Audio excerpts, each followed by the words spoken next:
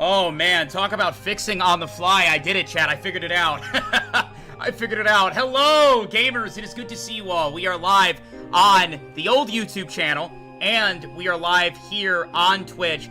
Dude, I hit so many technical issues, like, literally at 5 p.m., I hit so many technical issues. If you guys want to go back to the YouTube where there's no ads, no lag, none of that, you're welcome there. I'd love it if you watched in both. It helps if you watch in both, but I hope you guys are excited and ready. We are bringing you some D&D tonight. We are bringing you the Season 2 finale. I'm happy to be here. I'm sorry we're starting late, dude. So many fucking technical issues, dude. I don't understand. I don't get it. I don't get it, but I'm here. Type 1 if you're here with me and you see me right now. Please. Please. Please. I don't even know what's going on in this old YouTube channel. Like, some fucking bot just joined. I don't even know what that is. I can see YouTube chat. I can see Twitch chat. I can see it all. I can see it all. Which is good. Which is good. I like being able to see it all. It is good to see you guys. Are you excited for D&D? It has been so long. This is the Season 2 finale. It should be nuts. But, I mean, you guys aren't here to talk to me. You're here to talk to the boys, which they are all here with me right frickin' now. Let me undeafen so you guys can hear them and talk to them. Oh. What's up? What's up, gamers? Yo, what's going on? Hello, Vodka. We have no screen share in Discord, by the way. I have no... Oh, yep, I will do that. Sorry, my fucking YouTube wasn't working!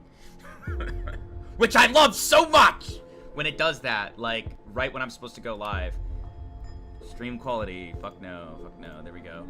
Alright. a little low is what they're saying. Is he? Are you talking in your big boy voice?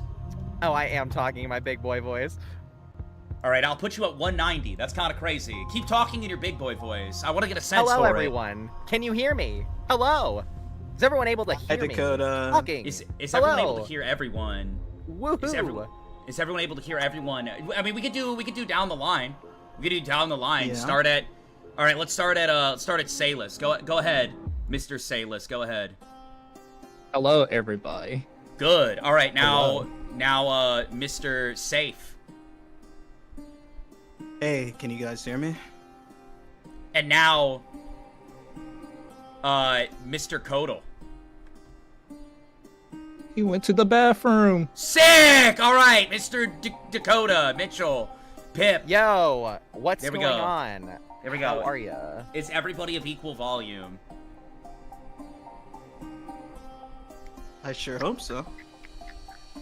These motherfuckers better answer the question.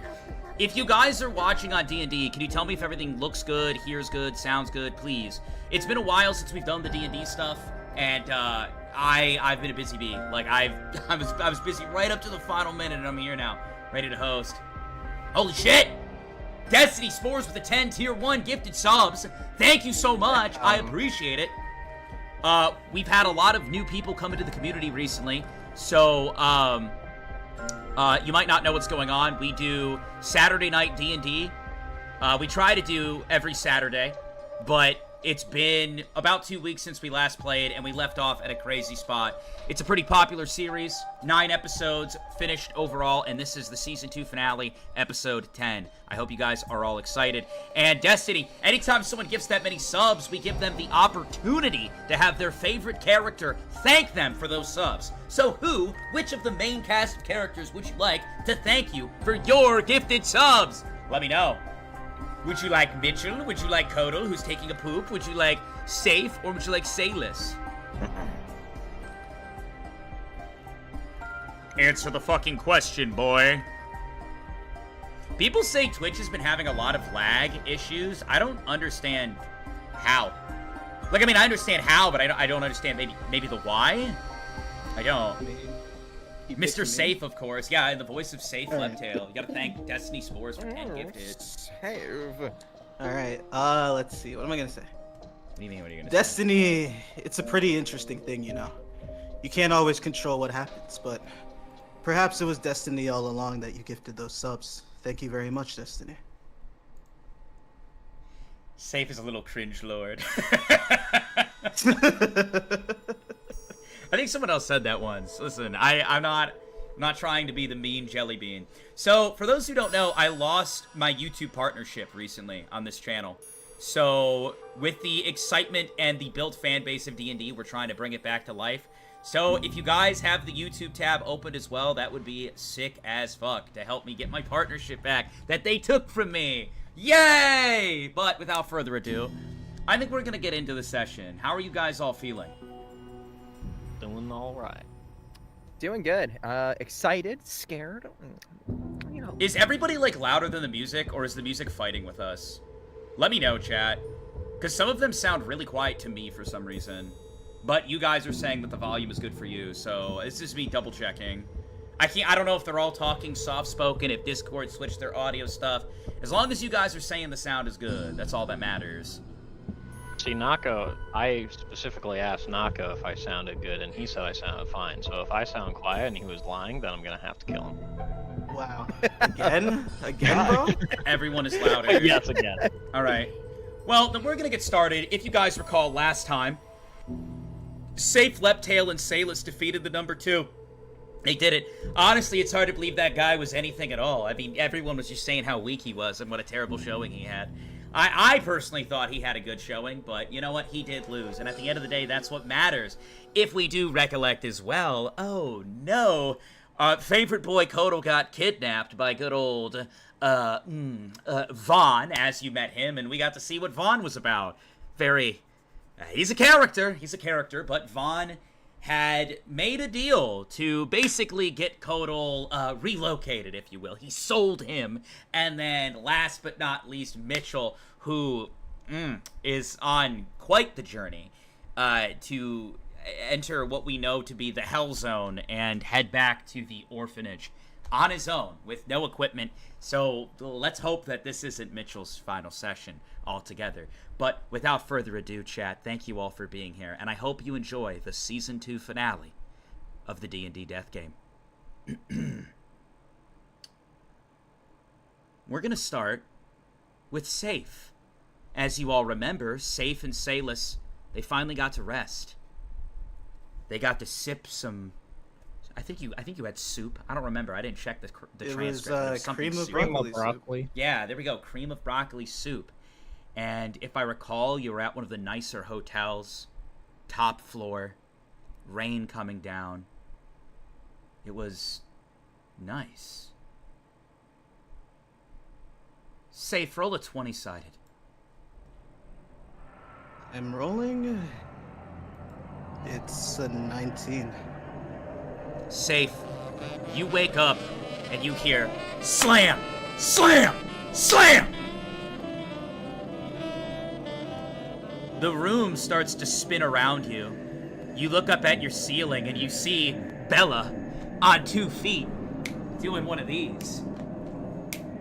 What the fuck? You hear another slam, slam, slam.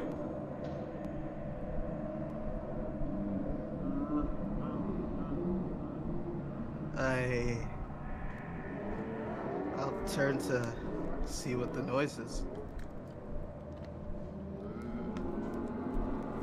You look over, and as you do, you think you see the window next to Salus shaking and vibrating a little bit. It's still dark out. What the fuck's going on? You hear another slam! Slam!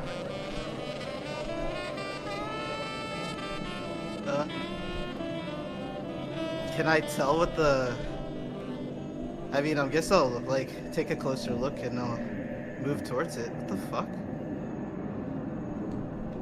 As you go to try to get up, you see Bella.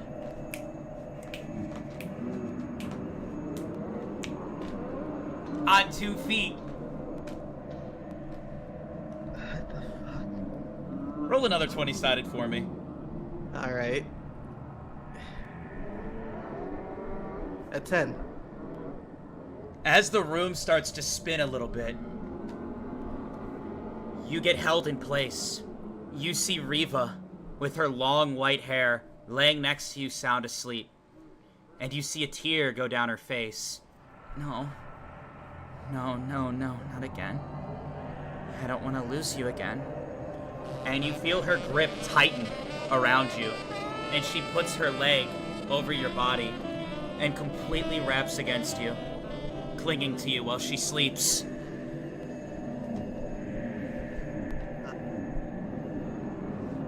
The rain starts to pick up, and strikes of thunder and lightning come down as well. I'm gonna try and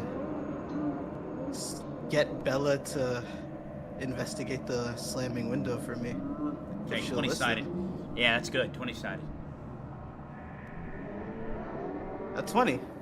You sit there and you go, Bella, investigate the... And you see Bella. And she just disappears into the darkness.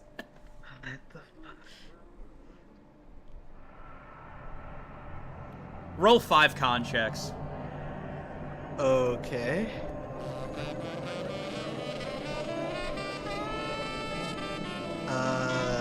One fail. 2 fail. 3 fail. A 20. Alright, you can stop there. And a 1.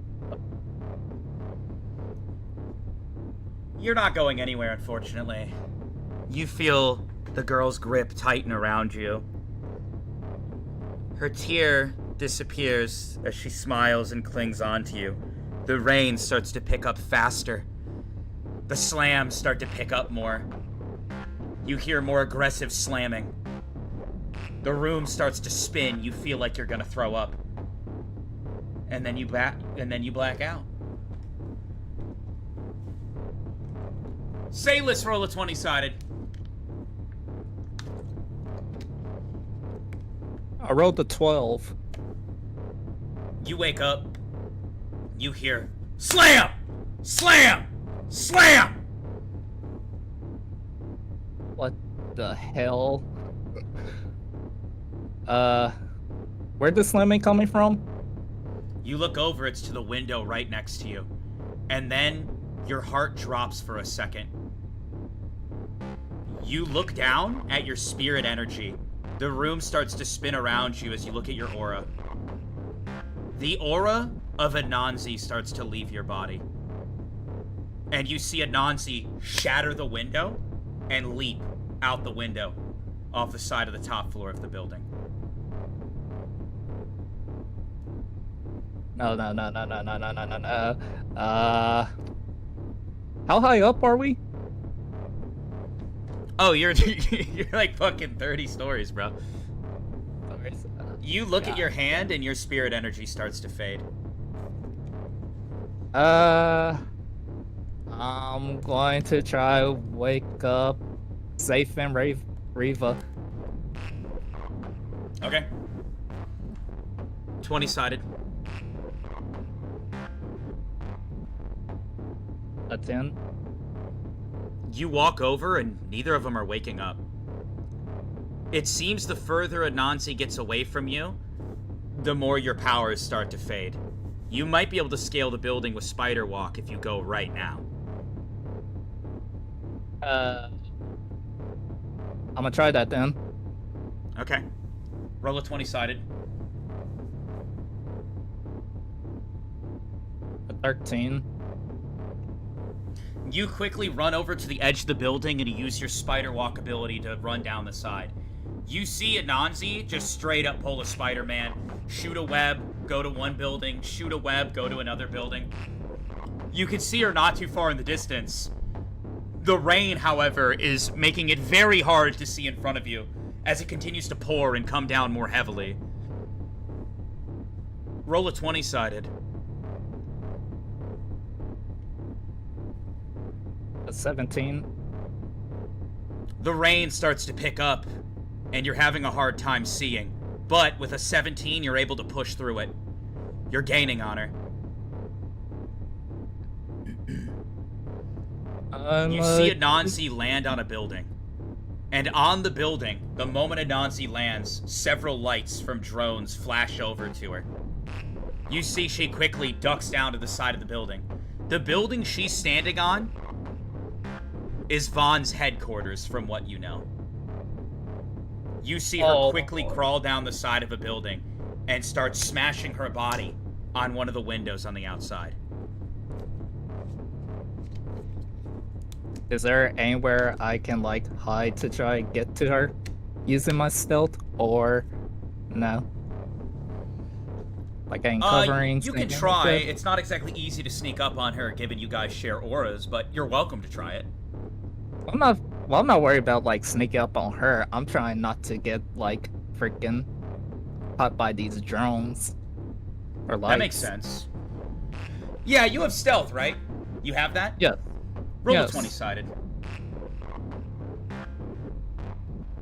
A 19. Yeah, you fucking stealth like a ninja. You literally start moonwalking like Michael Jackson, and you're like, Anansi, are you okay? Are you okay? Are you okay, Anansi? As you fucking dodge the drone lights coming down, and you're just like fucking being slick with it, dodging every single light. A little twirl, whoa! None of the drone lights hit you as you come up to the window. And you see, somehow, of miracles, Anansi cracks the window enough that one of the chunks fall out and it cracks across. And you see it just crawl into the window. She pays no acknowledgement to you.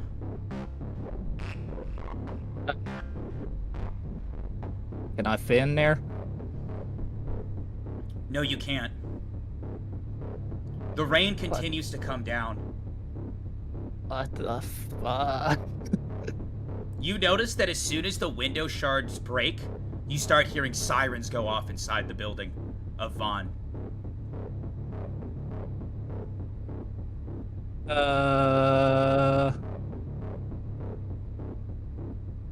I'm assuming there's no way to, like, de-summon her back to my aura.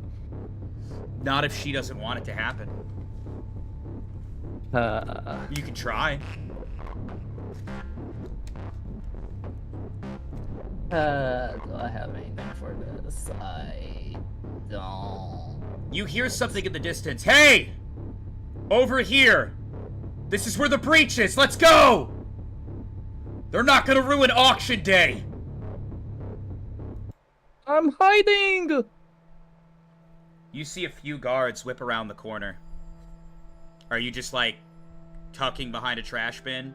You see a trash bin, you see some other alleyways you can kind of go into. It's probably around 5 or 6 in the morning right now, as the rain continues to come down heavily. I'll find a alleyway and hide.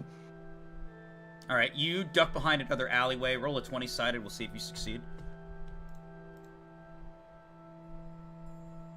11? As you go and duck around real quickly, you bump into someone. And you see someone fall to the ground. Ow.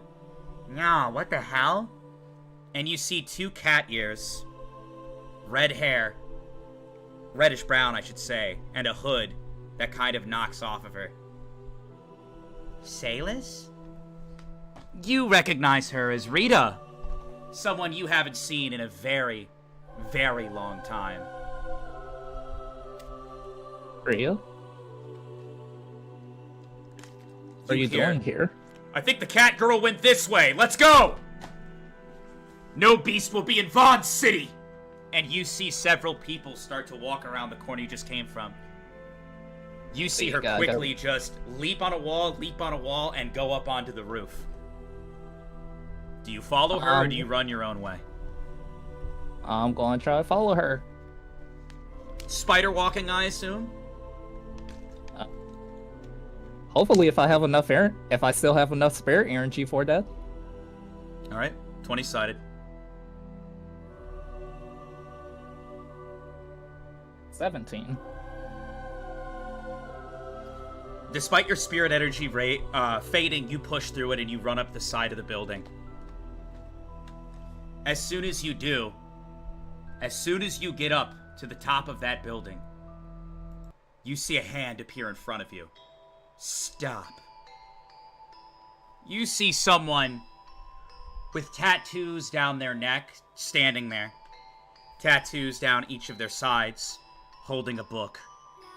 And you see Rita behind him.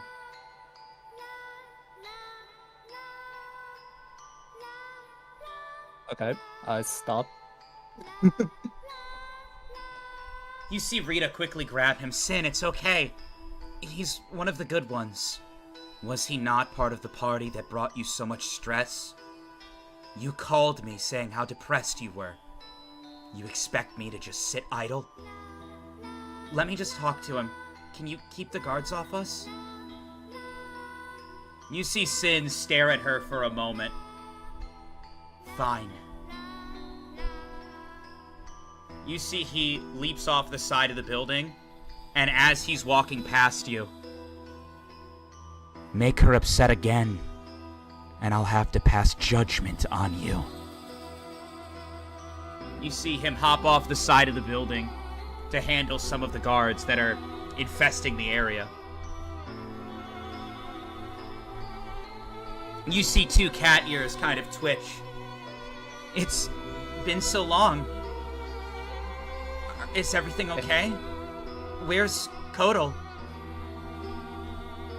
Despite everything that's happened, it is kind of weird that that was the first thing she asked. I'm not sure where he's at. We got separated in the sea. How have you been? Where's Kotal? I'm not sure. We got separated in the city.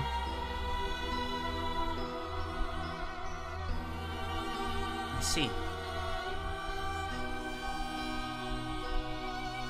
She kind of stares at you. I saw the broadcast.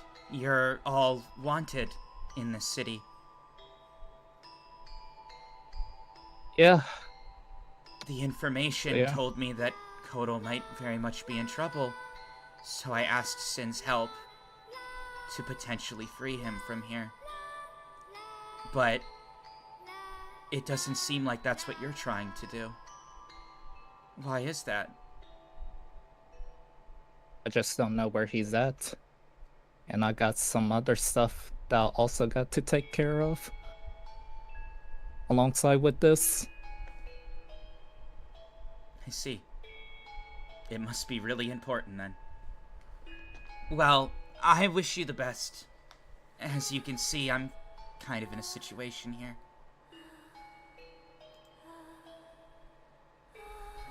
You see she grabs your hand, and with what seems to be the most fake smile you've ever seen. I wish the best for you, Salus. And she jumps back down to join Sin. Where'd you jump down? Can I say something to her? You can roll a 20-sided to try to grab her, to stop her. If you succeed, then you can tell her something. I got 11. What's your dex? My dex is a 13. You do actually grab her by the wrist very gently before she goes, and she turns to you. What is it? Before you go, whether you decide to forgive me or not, I just want to say I'm sorry for everything I put you through. And then I let go of her wrists. You see she stops moving for a second, looking down. You don't know if it's the rain, but you see what looks to be raindrops roll down her face as she looks down. Without a word, she turns away from you and hops down into the alleyway.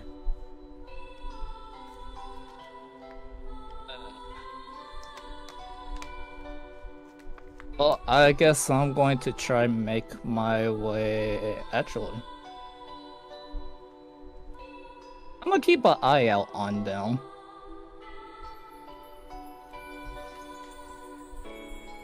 You see several guards run up. They're over here! And you just see with a little one of these in a book, all of the guards' heads start to contort and twist and pop off their body as blood splashes and splatters everywhere. All of these guards just fall to the ground. As Sin continues to walk, we need to find a way to get into this fortress if you really want to help him. And you see Rita follow close behind him, putting her hood back up.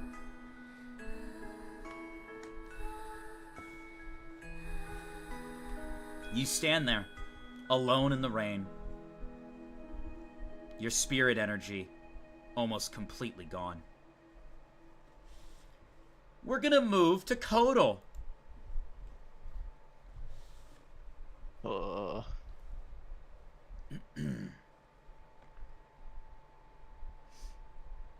How we all doing, chat? It feels good to be back, huh? It's been so long since we've done D&D. Feels good to be back, you know what I'm saying?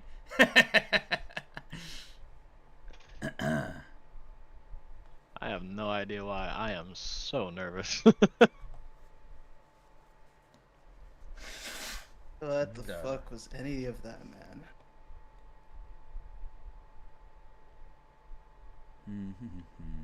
Bro, I made a prediction to Nako, and if I'm right, I'm gonna have some words in his DMs. That's all I'm gonna say, because he told me I was crazy. He was like, no, couldn't possibly be it. I think I'm right. I think I'm totally right. I never ever said totally any of that, but I still think you're wrong. I wish I could be part of. I wish I could be part of these predictions. Are we allowed to hear what your predictions are? I think she's a succubus. Or You she's think something Rita's like a that. succubus? I think she could be. That's a statement. We don't know if it's. We don't know Wait, if it's actually Rita her. or Reva? Reva. Oh, Reva. I thought you said you think Rita Yeah, the is the a Reva succubus. next I was like, the that's Reva- I wild. was like, No, yeah, Rita? no, the one that was sleeping with him. Yeah, I was like, I was like, yo, she's gonna like murder you in her fucking sleep, dude. Anyways, Nah, we'll be fine. Kodal, you sit there, both of your arms chained up, your shoulder dislocated, vomit down your body. You've been being tortured and talked to by a psychopath for so long, you feel like the room is spinning. And then, bright lights click on. Oh, I'm so excited to see my favorite friend. And you just see the door kick open. A 1, 2, a 3, 4, 5. Everybody in the club, come on, let's ride. Do the... And you see he's just holding a big fucking tin of brownies. Brownie? You just see he drops the brownie through a little slot that he creates for Coco. Brownie? And he just shoves the brownie into Crimson's mouth, and it just kind of falls onto the ground as she just stares there. And, of course, to my favorite friend, it's me, Vaughn. Oh, Kodal!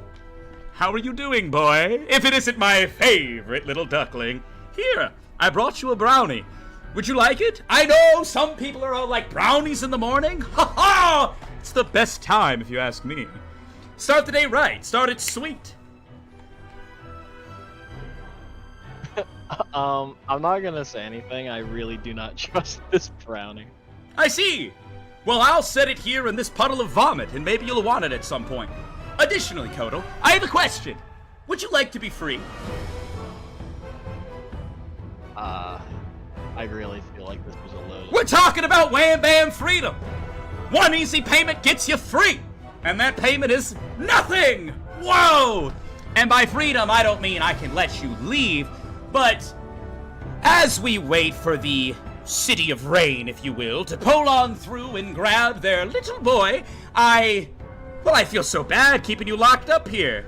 Kodal, whether you see it or not, I consider us friends. And what I care about is the growth of humanity above all else. It's clear to me that you've grown a little bit from our exchanges. And whether you hate me or love me or wanna, give me a little smooch, regardless of however you feel, I think you should have the freedom to at least walk around the vicinity.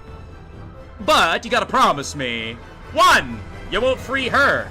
And you see he points to Crimson. And 2, you don't break any of my things. 'Cause if you do, well...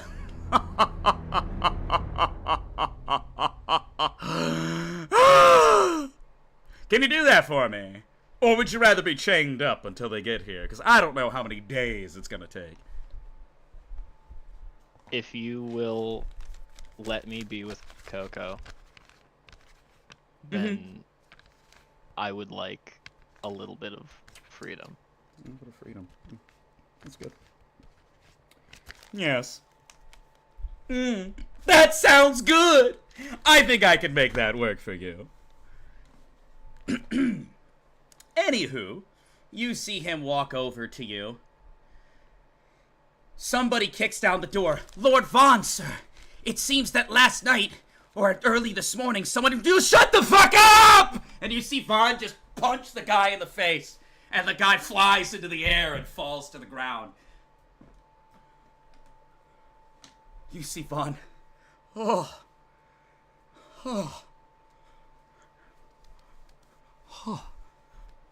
He looks real close at you, Koto. I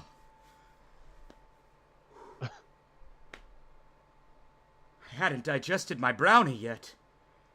Listen, let me explain something to you. Everyone knows that during Brownie Sweets time, we want to be able to enjoy it. No, think about this. In the morning, do you want to start your day with bad news? No, because it ruins the rest of the day for you. This man came in here with the intention of ruining my day. Whatever the emergency is, we'll handle it. Von Corp is on the case. They know this. They gotta at least wait until brownie time is done. And I'm still digesting that. I think it's got at least 45 more minutes in my system. Anywho, you see him walk over. Here you go. And the knocked unconscious guard, he just sets a brownie on him. And then you see Vaughn reach into his pocket, pull out his virtual pocket, and he transfers some credits to him. Money fixes everything. Kinda. Don't worry. We have great coverage. It'll be fine. Anywho, he snaps his finger and the chains start to de-wrap off of you. Listen, I can free the snake. I mean, I did extract some of its energy. Its energy's at an all-time low, so it's unfortunately gonna have to feed on more of your aura to get back to where it was. Don't expect to be doing all your fancy schmancy tricks in the meantime. He snaps his finger again, and the glass kind of opens, and Coco slithers back to you, goes around your neck, and then disappears into your aura. She might not even be able to physically manifest for a while. I don't know. But I do want to say one thing to you, Kotal, if you don't mind. I mean, we are besties now, right? Uh-huh. And I'm gonna, try and pop my shoulder back into place. Let me help ya! You see he walks over to you, and he just... And you just scream out in pain as he snaps your shoulder back into place. You fall to your knees screaming. Wonderful! The shoulder's fixed! Oh! Anyways, Kotal, listen. We don't have to keep playing pretend for this long. It's very clear that you have a deep, spiraling hatred for me. Even though I acted as your medical professional and helped you feel, what's that? Better. You've evolved. You've gotten stronger. Your mind is stronger. And as you enter into the City of Rain, you are able to take it on in a better light than you ever were before. And that's all thanks to Vaughn. However, everyone's entitled to their feelings and their opinions. You don't have to like me, but do me a favor, Koto. Do me a favor. If it's true that you deeply hate me, and that these last few hours we've spent together have driven you crazy, don't cry. Don't bitch. Don't go out and tell the world, oh, he hurt me in this way and he did owie to my shoulder. Don't do that. Hunt me down. When you're strong enough, come take your vengeance on me when you've truly evolved. That is all. Does that sound good? Oh, I fucking plan on it. Beautiful. You're welcome to explore the vicinity. But again, if you mess with any of my things, well, I'll disintegrate you. Alright, bye. Quick question. He twirls around. What is it? Is Crimson one of your things? Crimson is one of my things. Isn't that right, Whittle Crimson? And you see him just go like this with her cheeks as a lifeless stare is in her eyes. Why? Do you want to free her? No, I was just wondering if I could kill her. You want to kill her? Kotal. Yep. Kotal.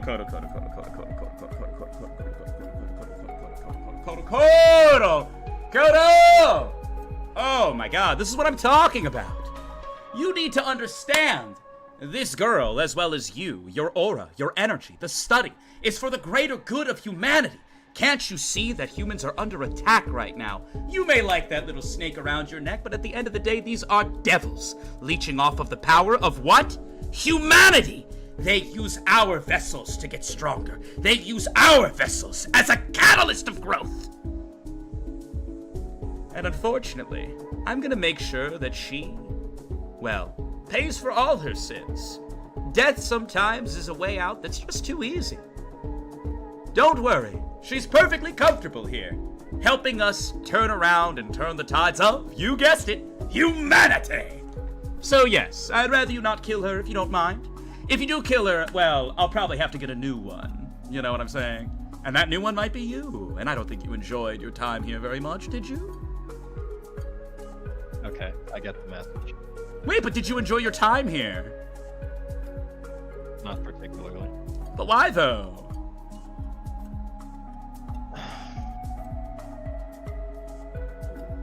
Whatever. Yeah.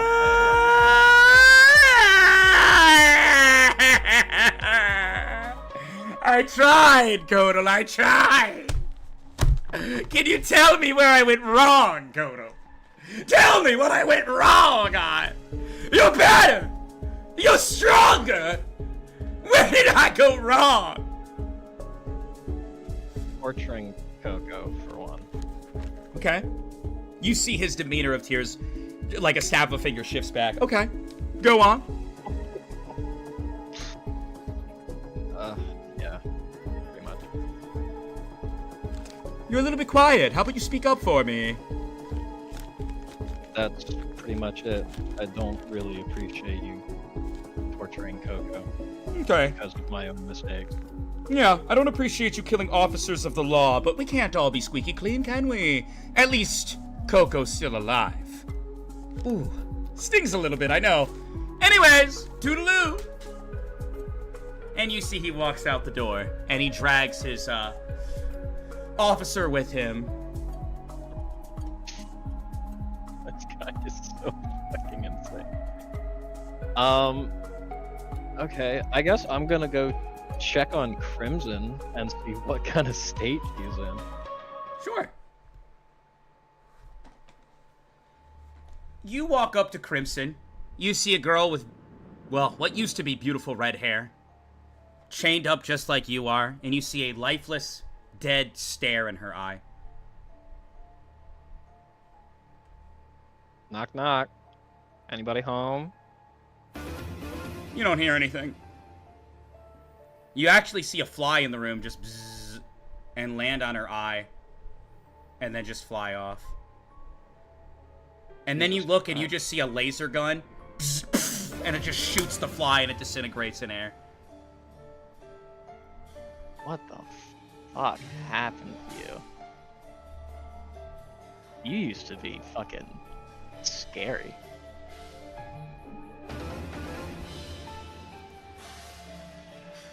That's yeah, that's pretty much it. Like, I got nothing to say. I'm gonna, I guess, just now look around the room. As you look around, you hear a voice. Who's there? Was that Crimson? You look over and you see she's not moving. Still chained up. Doesn't look like she talked or moved. Can I try and can I try and pinpoint where the voice came from?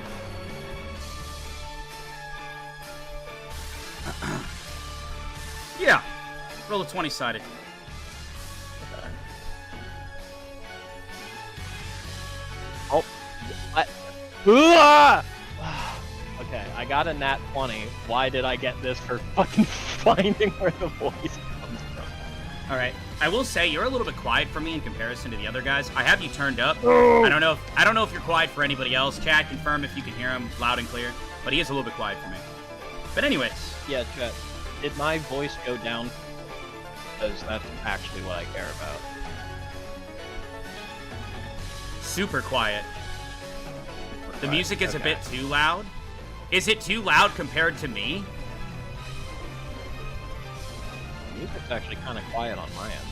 Because I feel like I'm pretty loud. You can turn up the music for yourself in the Discord setting. Compared to you, you are fine. So it's him. He's the one that's not fine. Okay. He's just super quiet for All me. right, Sayless I will wasn't just- quiet though, and nor was Safe. All right. I will just project my voice. I will. I mean, I can like a, I can turn like you a- up more. I don't know why. You're just like super quiet today. I'll put you at 200 and we'll see for like 190. All right. Yeah, I don't know why it's been doing that. It's been kind of fucking up the last few sessions, and it's kind of pissing me off. Alright. Hopefully that's gonna... So yeah, I got a nat 20 for finding where the voice is. Okay. 20. Not a 20-sided. Nat 20. Let me do a roll here. Yeah, chat. If there's ever something wrong with the audio, just like let us know and we'll fix it. We definitely don't want the recordings to be messed up. Was using my big boy voice. Yeah, exactly. You're still quiet as wasn't fuck either. for me. I don't know why. Ah! God damn it!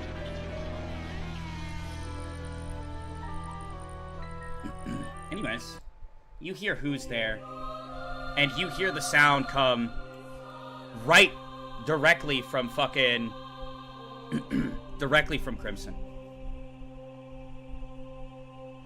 So, are you still in there, Crimson?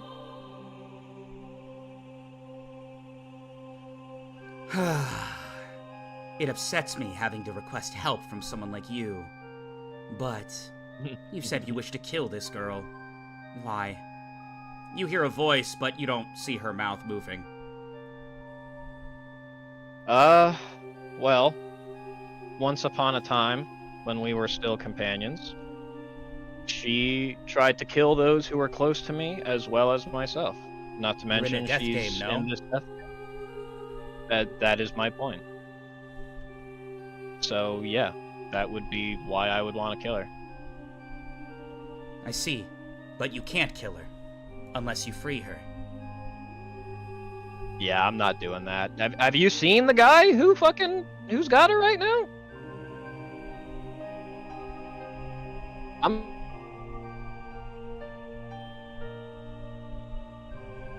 Whether you believe me or not, I have some care for this human.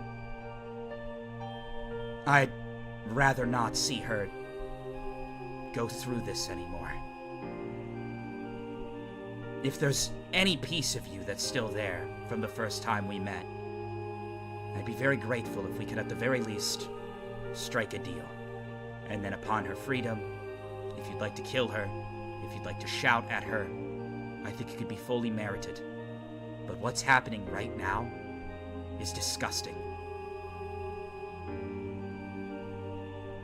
What kind of deal are we talking about here?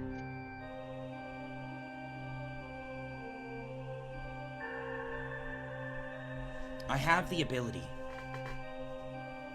to give you something that might be of use later on. The auction is my final chance to free this girl. Vaughn will be leaving his vicinity to go make an actual physical appearance out in the open. I don't know when you're being picked up to be shipped off, but I have been crafting something, and I think at the very least it could kill the cameras here for a short amount of time. If you're still here, you can kill off those cameras and potentially free her. If you can at least get her outside of the vicinity, even if it's just tossing her out a window, I can do the rest. But with these chains, it restricts my ability to do much. Thankfully, I've been able to craft each day with the small amounts of power I have. The other option can we I- can do is call for my father, and he also might be able to help. Who's your father? I believe you know him as the Spirit King. I see. So His you vision must does be not reach this Crimson. place. You must be Crimson Spirit then. That's correct. I'm the number 4, the puppet, also known as the doll. And my sister is the Okay. one who wraps around your neck.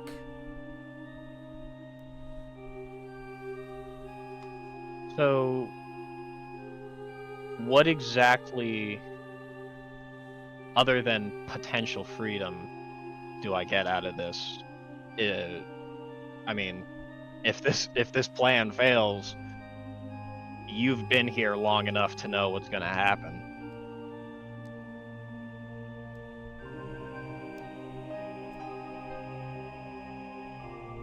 Unfortunately, I don't really have the answers. I can't predict the future. All I know is that I'm very much a player in this game. I'm someone who wants to win. But I feel like we've never even gotten a chance to compete. It's almost as if our rights were stripped from us right from the beginning. I know it's twisted asking for another player's help in this game, and I know that there's a ton of risk, at least for you. But I have influence over her, and I think at the very least, if you help us, if you allow us to be a player in the game, and give us a chance to properly lose or properly win, or free us from this psychotic madman's torture chamber, I can promise you safety from her, at least until the finals. I just don't want to watch this anymore. And I can't reach my father due to these barriers that are in place.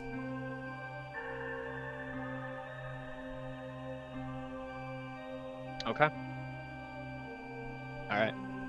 You know, I have honestly felt the same way, that this, several people haven't really had the chance. So, I am willing to help you, because I would rather die on my feet trying to escape than live because I was sold. I will say one more thing to you, Kotal.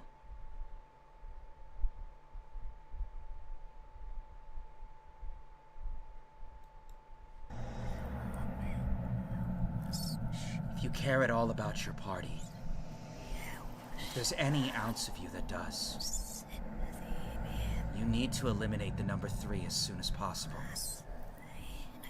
Consider it a token of appreciation for at least hearing me out. The longer he exists in the game, the stronger he'll get. And I know my brother. And I know what he'll turn this world into if he wins. I see. There are certain spirits, siblings that had different upbringings. If any of them do win, it'll be traumatic for more than just our world.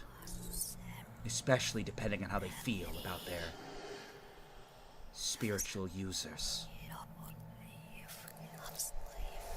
Since you're about to be free from this place, I figured extending that information to you would help as a little bonus.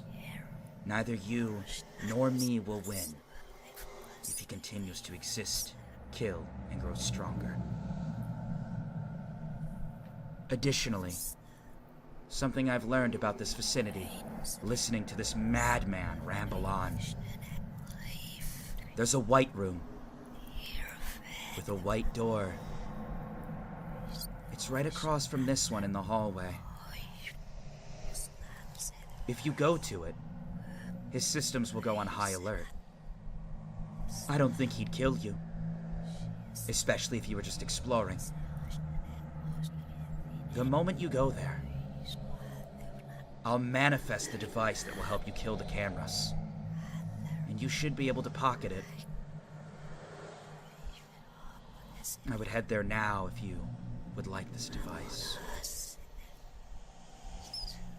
Alright. I'm gonna head over to that room. I mean, it's within my ability to go there. It's not like I'm breaking out of anything. No. Okay. Then yeah, I'm gonna go to the room. You walk up to the door and it goes boom. And you walk through. What's really interesting, and you don't know if this was planned, you don't know if this was foreseen by the spirit you were talking to, but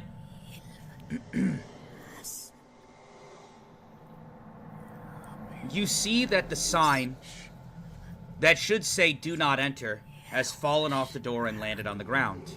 Not of your doing. You don't know if it happened when Vaughn punched his, well, officer, but technically, you didn't see the sign. You could enter this room if you really wanted to.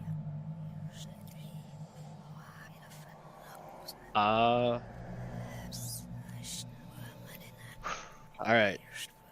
Deep breath. Enter the room.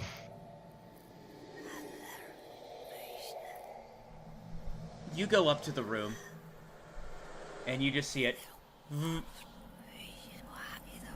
As soon as you walk in, you look around, and it is completely white, with black letters scribbled and etched in what looks to be dried out blood. You see the name Alice, and then you see the name Alice, and then you see the name Alice, Alice, Alice, Alice, Alice, Alice, A-L-I-C-E, all over the floors, all over the walls. You see a device sitting in the room. It says, "Remember." It almost looks like a helmet that Vaughn wears on top of his head. And it just says "Remember" on a pedestal. You also look, and you see that there are family portraits. All of the faces have been ripped off of the individuals in the portraits. You see a man, a tall man, a woman, what looks to be a young boy with long hair, but his face has been ripped off, unfortunately, and a young girl whose face has been ripped off as well. There's no camera in this room. Oh, man. So, other than the photos and the scribbling and the helmet, is there anything else in the room? No.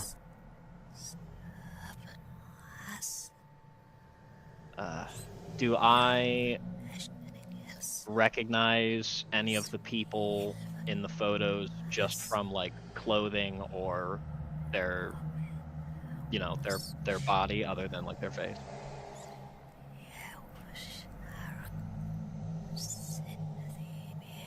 Roll a wisdom check.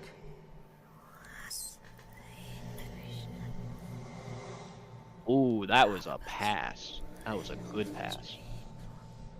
You take a long stare at the portrait. The young boy in this portrait, it does have familiarity to you. Longer, brown hair. Attire that almost looks like it'd be worn at a beach. I'm not sure. You set it back down. What really confuses you is that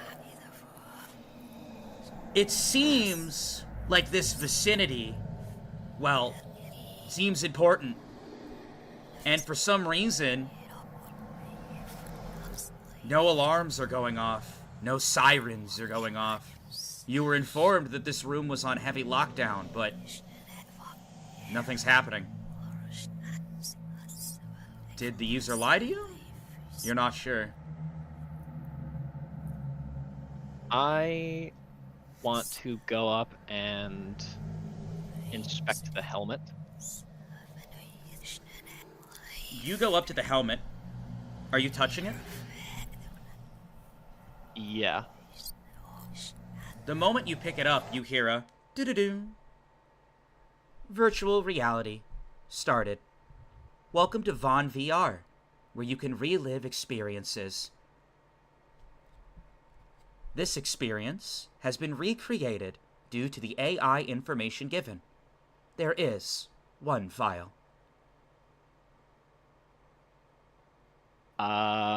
You recall this being similar to when he showed you events from your past. Yeah. Is there, like, do I hear any footsteps? Is anybody coming towards the door? Like, should I be nervous? Roll a 20-sided. 19.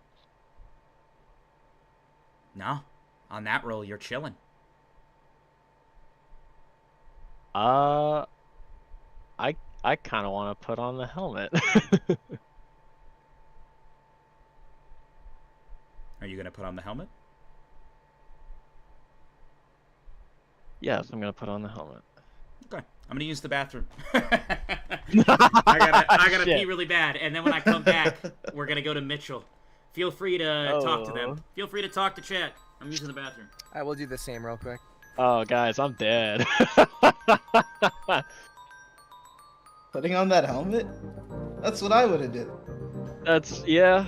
I mean, it's like, hey, man, this shit's supposed to be on high alert. It's just a fucking helmet. I wonder what's on there. You know what I mean? Yeah, it's just a helmet. Yeah, dude, it's just a helmet with a VR experience in it. What could possibly go wrong? Yeah. Bro, I'm about to get tortured so fucking bad. Man. Yeah, good luck with that one, to be honest. I might be already dead, though. Dude, Vaughn's gonna come back, and he's gonna be like, what the fuck have you done? And he's just gonna fucking, like, rip my limbs off. Man. I am How y'all concerned. doing, chat? Yes, chat, how are you?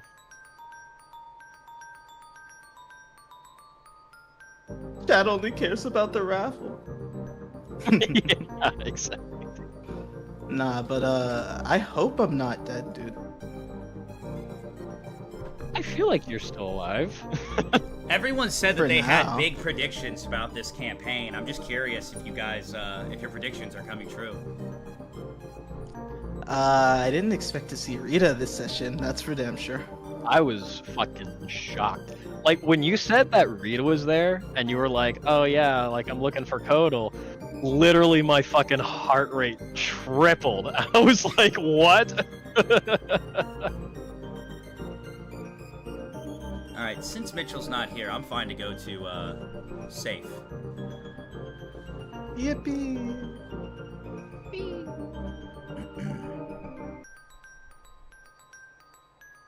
Safe?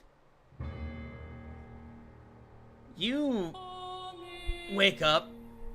Man, you're dizzy. You see Bella whimpering. Bella, what's the matter? You look over at Bella, and you see that Bella is staring at Reva, who is hung in the middle of the room next to you. No. I'm gonna try to cut her down, I guess. You look and As you fast see as I she's can. hung with vines. And you see This vines can't be throughout the room. Fucking... Shit. I've returned. Okay, I'm gonna try to cut through the vines. I'm gonna send 4 life over to Bella, and I want her to fire off life blasts in places she thinks are a good spot. Alright, 20-sided. Damn it. It's 8. You paste some life in, and several vines start shooting. You go and you swing at a vine, and at that moment you see all the vines start to go down your arm and start to quickly entangle you. And you feel yourself start being strangled. Tiger's 18, strength. I'm gonna tear off the vines. 20-sided. Alright. It's a 20. You go to reach towards the vines, but At that moment, roll another 20-sided. I'm rolling another 20-sided. An 18. At that moment, it's almost like muscle memory kicks in. And instead of reaching for the vines that you see in front of you that's strangling you, you reach out and you grab nothing. And as you grab nothing, you pull and you squeeze. Because in reality, this is an illusion. You've been here before. And pulling the vines that you see in the illusion will do nothing because they're not real. But due to your high rolls and due to that muscle memory, your body reaches out, grabs what seems to be nothing, and you rip and you pull as hard as you can. And in that moment, your eyes go clear again. You look over and you see Reva, alive, asleep. You look over and you see a shattered window. Both Salus and Anansi are gone. You look around the room. You see what looks to be a haze of pink in the air.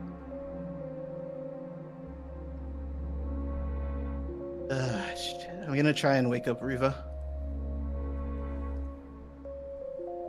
As you go to wake her up, you hear, "There's no need for that, young man." And you see walking out of the bathroom, twirling a knife in his hand. You see that the number 2 is standing there. You see he pulls off the hood. And you see it's the face of Z. So many disguises, so little time. Is my sword within arm's reach of me? Yeah. Another question. Did my Tiger's 18 actually activate or no?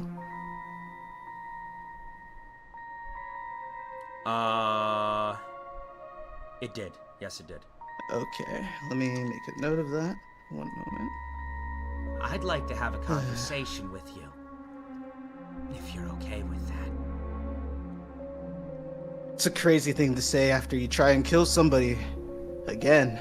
Well, the number 11 is very aware of hostility, so I tried to do it in a way that wasn't hostile, so that she wouldn't wake up. But it seems my hands are tied. I'm really not a strong individual. And though I may... Yeah, get to the point already. Well, unfortunately, I'm a little cursed. Anytime somebody dies by my hand, I gain their form and their power. I killed the number 7 quite early on. And unfortunately, I get stuck in a form for a pretty long time afterwards before I can switch back. So the question is, do I murder you while using the number 2's power? Or do we have a reasonable conversation? It's up to you. I'll turn and look at Reva. Does she show like any signs of stirring at all? Or No. is she just... She's just asleep. Alright, fine. We'll talk. Question 1. Who is this girl to you? Her just coming Like up I to you and said talking to before. you makes no sense. Like I said on the rooftop, I don't know. You know, lying is gonna lead you to death. I'm Information not is a lying. powerful tool. I have no memories. I see. She's someone from my past, that's all I know. Question 2. Why are there 2 Revas? I only picked up on this recently. What do you mean, too? This girl is very much her. Anybody can sense her goddess energy, divinity. It doesn't flow through everyone's veins, but I can see it on her. So she must be Reva. But I know very much the other Reva, due to my time in Rain City. Why are there 2? You have connections, answer the questions. Like I said, your guess is as good as mine, but this is news to me. I have no idea. Man, you are useless. Alright, one more. This one will be a softball. My third and final question. If I were to take your life, and then I were to take your form, do you think the real Reva would think it was me? Or do you think that she would cuddle me like that, and then I could slice her throat when her guard is completely down? I think she'd be able to tell, and besides the point, this vessel of mine, it's not really what you'd hope it to be. I wouldn't suggest that, honestly. And I was thinking the exact same thing. I've ran so many scenarios through my head at this point. But you know what scenario sounds the most fun?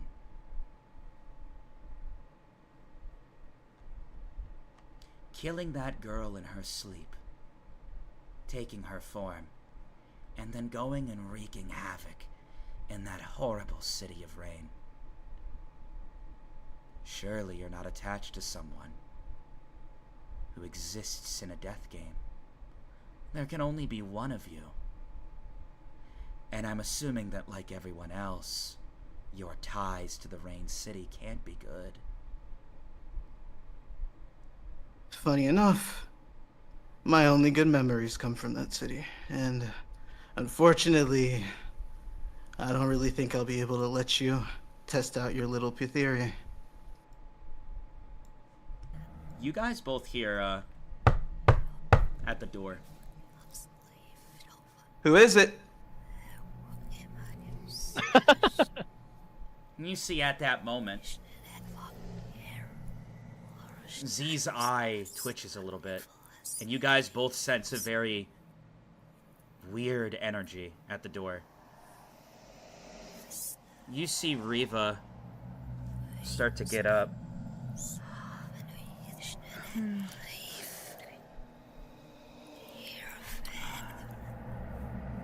She looks up and smiles at you. Safe? Not a good time. Be You ready. look up and you see Z is no longer standing in front of you at the moment you glanced at her. Do I sense him anywhere near me? You hear what sounds like a familiar voice from the door. Safe. Open up.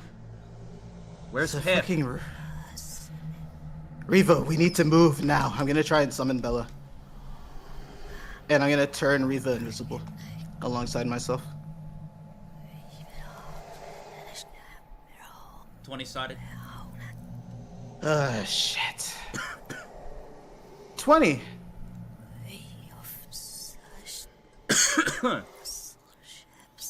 You go invisible, and in addition to that, something strange happens. You see Bella, and a massive amount of power comes from her in a time of need. And not only does it make you invisible, and her invisible, but it completely wipes any trace of your energy as well.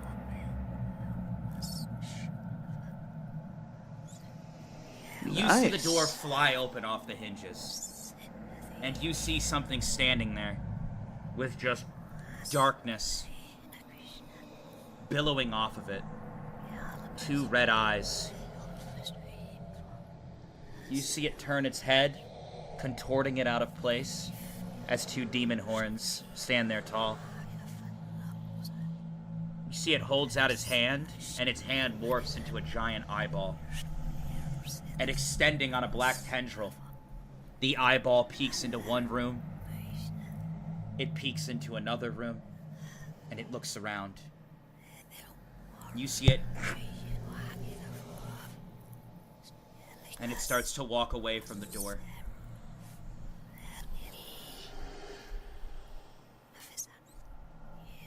Going to remain very, very still and try to control my breathing and make sure Reva stays very, very still. Roll a It doesn't 20-sided. A 15. Your heart starts to beat faster as you look and you see what looks to be just a black embodiment of energy seep through the ground. The ground you stand on starts to turn into darkness. As you see it starts to coat the walls and the ground, you see several eyeballs open up as the entire room is covered with darkness and eyes, all just looking around in different directions. You calm your breathing. Your heart starts to beat faster. Roll a 20-sided. A 15 again. You see one of the eyeballs looks over at you, and a few other eyeballs look over at you as well. Your heart starts to beat faster. Roll another 20-sided. Please save me, Calm Mind Proficiency. A 20. Yo, love to see it. Almost as if you're dead. Your heart stops beating. Or at least it feels that way. You don't breathe. The darkness leaves the room. And you feel the energy walk away.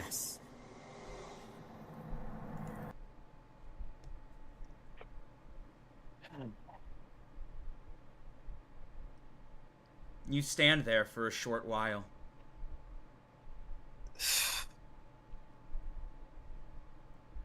Jeez.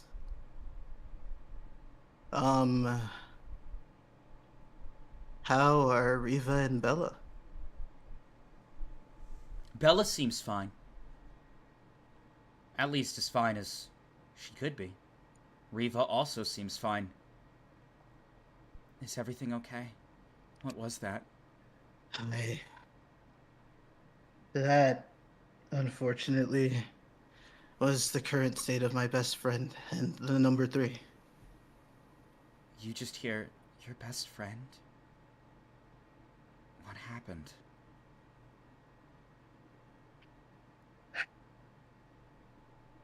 Well, it's been a hell of a week, to be honest.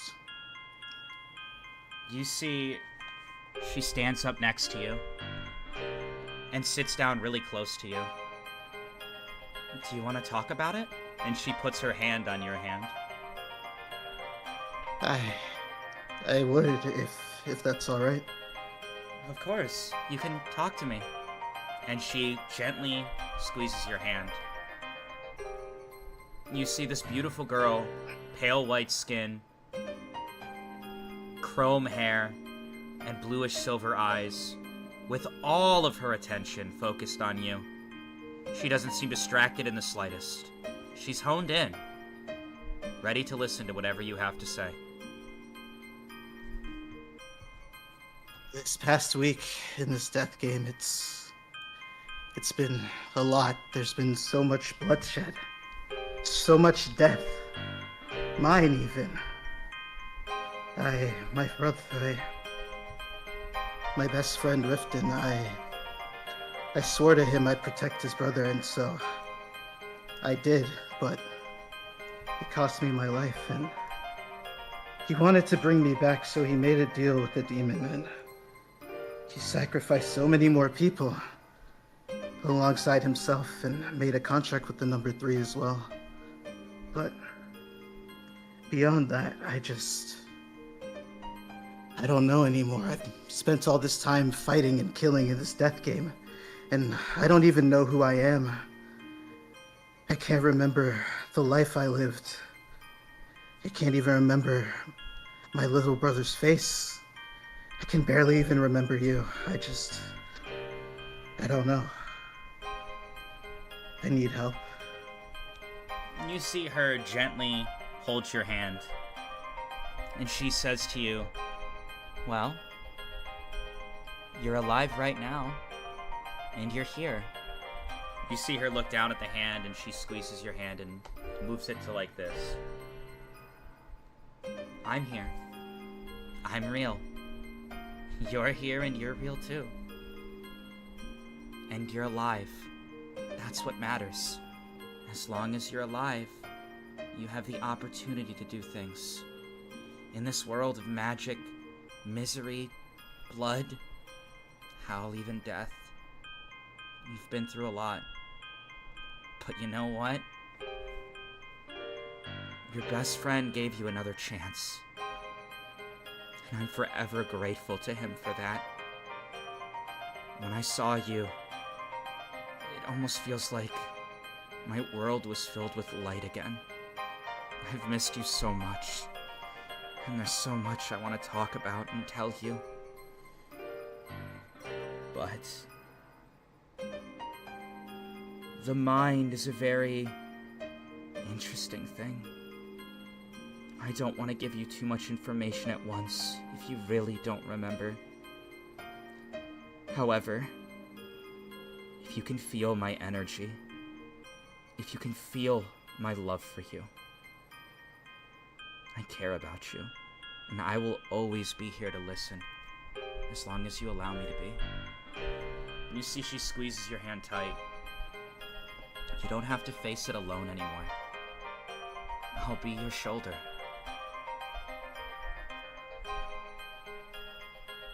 I'll lean my head into her shoulder, and I'll just whisper. As you do, you see she gently holds your head, and just very slightly runs her fingers through your hair. Thank you.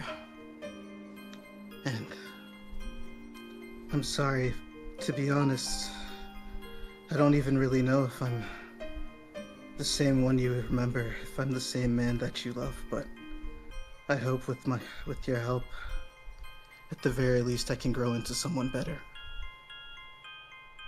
There's always room for us to improve. As long as we're alive, the journey keeps going. Even if you've lost yourself, I'm here to help you pick up the pieces and put them back together.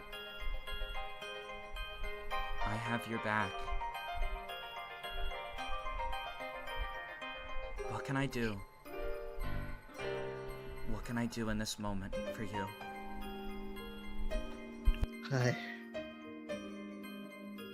More than anything, even if we go slowly, I want to learn about who I was, who I am, and what we had.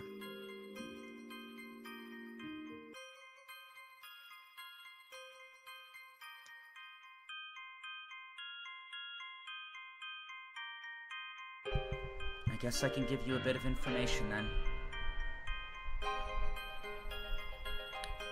Sai is an incredible individual. He was exceptionally strong.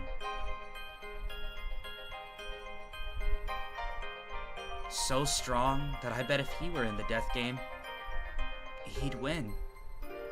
That's how strong he is. I wonder what he'd wish for if he won. What do you think, given what you know about him? What would Sai wish for if he won the death game? Sai, well, if he takes after me at all, I mean, I suppose he'd wish for a world where people can be at least a little bit more free.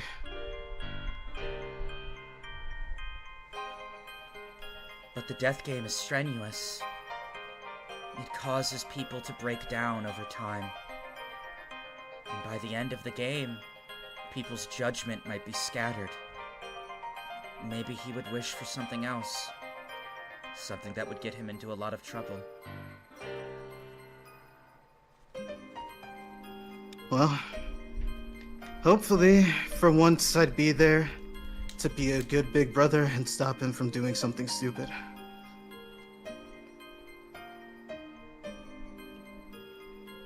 Do you think that after so many bloody battles, someone would just wish for power? I'd hope not. What if it takes a certain power to defeat your enemies? Do you think they'd wish for that? For example, the Spirit King. It seems that some people would want to be able to fight against him. But, as you know, none of the children can turn against him.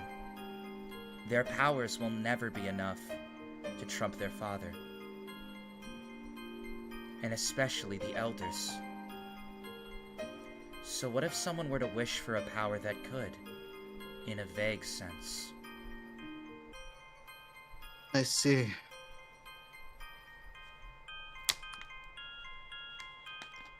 Although,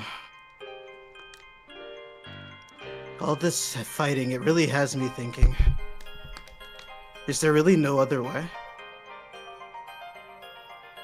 Is all we have to do fight and kill our enemies? Is there no world where we can just have some peace?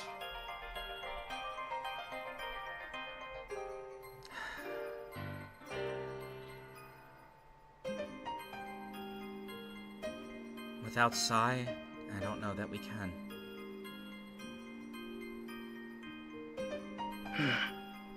But we keep moving forward, and we'll figure something out together. As long as you'll let me be here.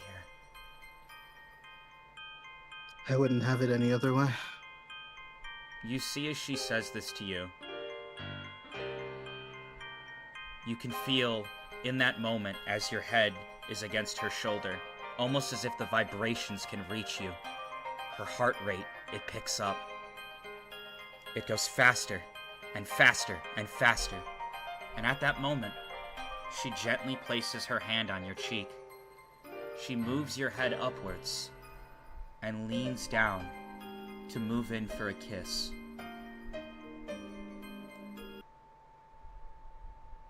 She Yeah, I'll starts kiss to her. move in towards you. You reciprocate, and you move in towards her. Roll a 20-sided. It's a 9. At that moment that you move in to kiss her, you see, as soon as your lips are about to connect, almost like an electricity forming between you and a force, you feel a snap of pain go through your lips and your jaw, almost locking your jaw in place. And hers as well. And she flies backwards and slams into one of the windows, and it shatters. You see her body get covered in blood. Reva! I'm gonna run over to her as fast as I can, I guess. You see tears start to roll down her face. I'm sorry if that hurt you. The believers would never want me to kiss a man, especially one that they don't know or approve of. I'm sorry if that hurt. I just got caught up in the moment. Gotta do what The pain the people means want me nothing. to do. You see her shaking. I'm gonna give her a hug.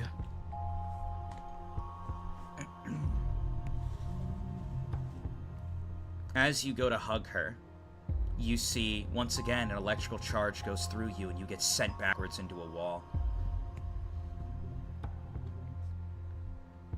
No hugs either in this moment, huh? That's okay. I'm still here and I'm still alive. And that's what matters. You see, as she's hiding her face from you, she stands up. She walks over and helps you up. Can I at least try to hold your hand then? You see that she's able to gently hold your hand. This is what I told you about. The curse of Reva. Forever bound to what the cult and its followers want and expect of me.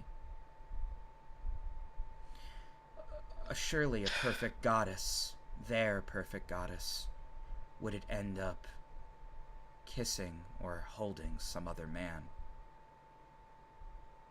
Especially not one they approve of.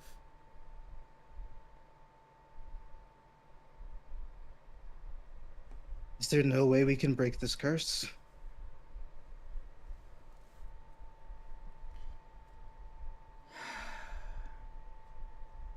I'm trying to break it. At that moment, Let me help. we are going to move to Mitchell after this. Understood. You know, I just want to say, there was a fuckload of Reva hate. I remember that. You guys remember Reva hate? I remember Reva hate. All right, Mitchell. I was there during Reva hate. The classic Mitchell not I getting was turned the for Reva hate. 2 hours. I was about to say, you were the core of the Reva hate. I was the Reva hate, You were the physical embodiment of Reva hate. bro. All right. Mitchell, you've been walking a while. How you feeling, bud? Good. Actually, well, first off, I'm gonna check my surroundings because I've realized that that's something you got to do in these games before we do anything else. You look and you're just following along on railroad tracks. Just walking, walking, and walking. Honestly, you feel more energized than ever. I want to go ahead and summon the igloo very, very quickly. Are we getting close to the orphanage? Like, can I do this safely? You're not close to the orphanage. To be honest, you still got quite a walk left. No, dude. Okay, I summon the igloo. Okay, roll a 20-sided. Whew. All right. 20-sided. 17. 17. I'm okay. optimistic about today.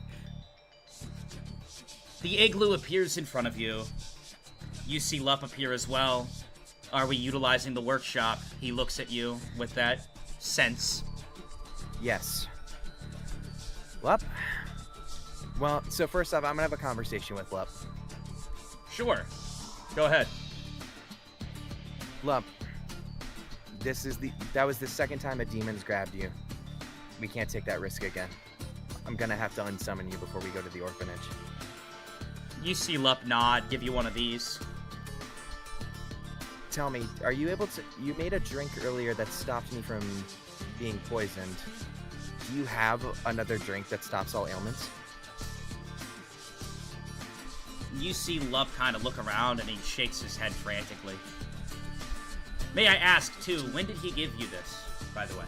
He gave me that during the, the trial. He gave me a boba that stopped me from having the poison effect from the wasps. I see. For whatever reason, it does not seem like he can cook this up for you in this moment. Noted. What a weird song to start playing. Also, I am double checking since That Dakota's boss on. music? Yeah. Also since I want to double check volume again, since we've been having some volume stuff going on. Chat, has everything been good? With specifically Mitchell, because he hasn't really gotten to talk much. I've lowered the music volume, so hopefully we're doing all right. He's a smidgen quiet on my end. I don't know if that's because I have his volume turned down. I No, have his him volume turned all maxed. the way up. I have him maxed. Yeah, I have his volume maxed. Chat says he's good, so that's good. Yo. Yeah, it doesn't seem like Ooh, he has that for you. You don't know if it's because energy levels are low or what, but he shakes his head no, looking a little sad that he can't help you. Hey. And I go ahead and I give him like a little high five. Gives you a high five back. It's all good. We don't need a crutch. You see Lup look over in the distance, and he looks really concerned. And you immediately sense a weird, bizarre energy approaching you. I take a look. You see what looks to be two individuals walking on the railroad in the opposite direction towards you. Can I make out who they are? Sure, they're moving closer and closer, so you're gonna wait till they get a little closer. It seems they've already seen you. Yeah, I'm a big igloo. Makes sense. Yeah. I'll wait a second and then I'll try to do a perception on them. Okay. You see them start to walk up. As they do, you see what looks to be a faceless man walking in what looks to be nice clothing. And next to him is a very short, petite girl who has somewhat of a bob cut, and her hair is black. In addition to that, she has black eyeliner under each of her eyes. And she also has various chains and rings on her. I make sure I'm positioned so that way I'm in the entrance of the igloo so I can turn it last second if I need to. Okay. You see them walk up. Hey! Surely you can come out and talk to us. We're official members of Detox. And she holds up a badge. That's actually insane timing.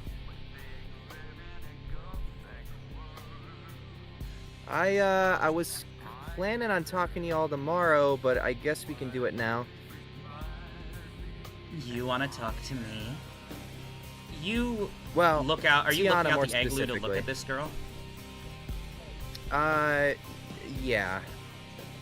The moment you look at this girl, you see that her pupils are actual skulls. You don't know how someone does that. You know if she's wearing some form of contacts. You're not sure. And this girl up close is just like, I don't know, bro. I don't know what she's cooking. This girl looks damaged as fuck. And you just see this tall, fucking slender man looking motherfucker next to her. Honestly, with the eyes, I admire it, and I go, yeah, that's pretty sick. You see her head contort sideways. So what is it you need to talk to me about? You should state your name. My name is Mitchell, and I was looking to give you a job application. A job application? Do you want to join Detox? Yeah, that covers it. You do realize what that entails, right? Educate me. Well, first and foremost, the spiritual energy that you have, it's not necessarily a good thing, at least not to consider to be one. Also, our boss is Vaughn for our current job. We're supposed to scout the railways and make sure that everything is A-okay for a cart's transfer to Rain City. Yeah, Are that you doesn't someone sound who like can a problem at answer all. to Vaughn? Not currently, but he was someone I was looking to also have a conversation with. I see. Well, then you're going in the wrong direction. All of the lords would need to acknowledge you as someone who can be part of Detox, including our leader, Tiana. It's not exactly easy to get in. Also, you should know one more thing. She gets up real close to you. You see the big skull pupils. As she stares into your eye, you feel a very disturbing and spooky aura go through you. Once you sign up for Detox, you can't ever leave. If you were to quit, or your conviction starts to break, or you decide to become an ex-member, we hunt you and murder you. So are you ready to sign your life away for that? Well, my job application, as you said I was going the wrong direction, my job application's actually right behind you.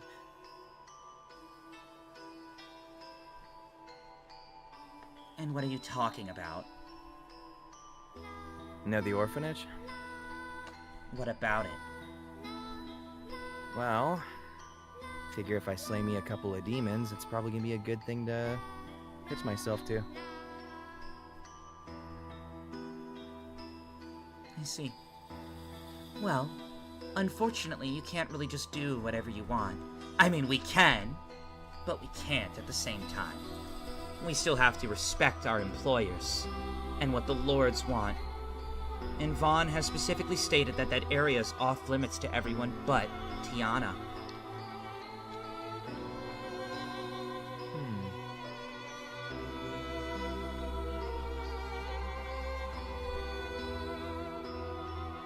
Mitchell just thinks. Also, you seem kind of weak to me. If you're able to prove to me that you're powerful, then sure. I'll get you the in with either Vaughn or Tiana. What do you say? I don't mean to be rude, but I found that doing things myself just ends up turning out a lot better. No, I'm saying I want to fight you. Right here. I'm not interested. Yet you want to join Detox? You do realize it's mostly combat. I understand, but I don't intend on fighting my future teammates. It would just be a little spar. How about this? A cage match. If someone falls to their knees or touches the cage, they're out. Not interested. I see. Well then, I guess we'll be off. Your name was Mitchell. I guess I'll throw in a word for you or whatever. I'll let them know that you're interested, along with the other many, many people that are. I appreciate it. Are you walking in the opposing direction? I just stick with the igloo for now. As they start to walk off, you sense her reappear behind you, almost as if it's teleportation. Before I go, one more question.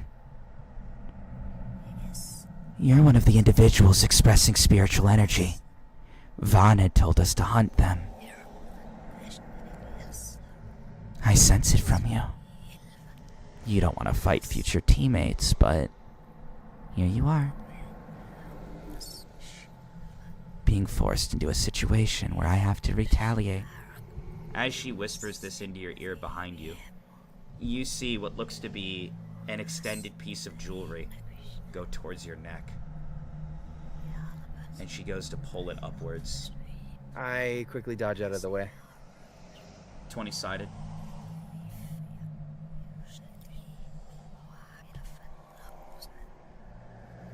$16. As you finagle your way out and dodge backwards, you bump into someone. And he doesn't move at all, and you see this towering, faceless individual standing over you. And you move forward again. What's wrong? You want to join Detox, right? You're just so strong, right? But it looks like you're panicking a little bit. It's not panicking, I just don't like that.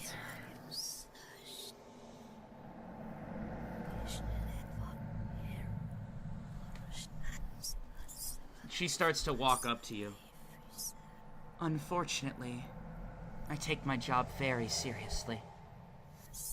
And it seems I'm gonna have to capture you and bring you to Vaughn. No orphanage. I'll tell you what. After all of this, if I don't die, I'm gonna go right back to Vaughn City anyway. So, when I come back there, feel free. By the way, there is no intent of lying on my face in any regard, Vodka.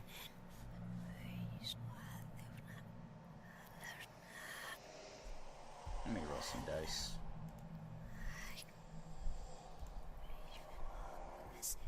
Roll a charisma check.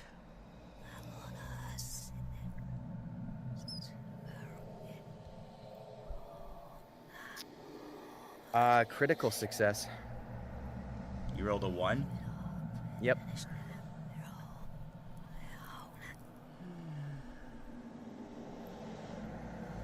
You see her open up her device and she types something into it. She waits for a moment. You hear a little sound come from her device. Fine. I'll let you walk. Only because you don't seem, well, I should say you just seem harmless to me. Like a fluffy little penguin. She smirks as she says that. Have fun at the orphanage. And weirdly enough, she lets you walk.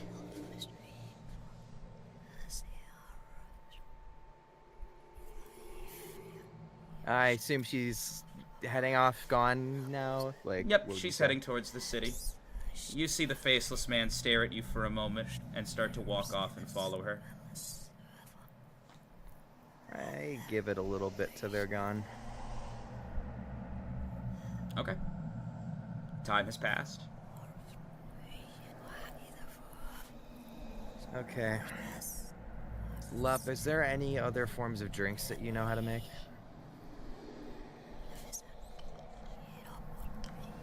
You see Lup is sleeping. You don't know why, but he's completely snoozing. Almost as if it was a forced state. I unspawn Lup. Okay.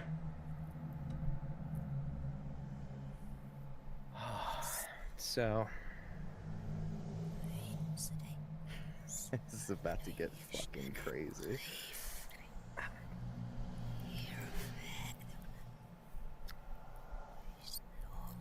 Vodka, I request you cut the music.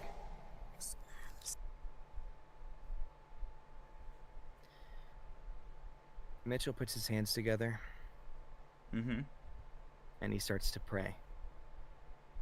Okay. And who would you like to pray to? The Spirit King. Okay.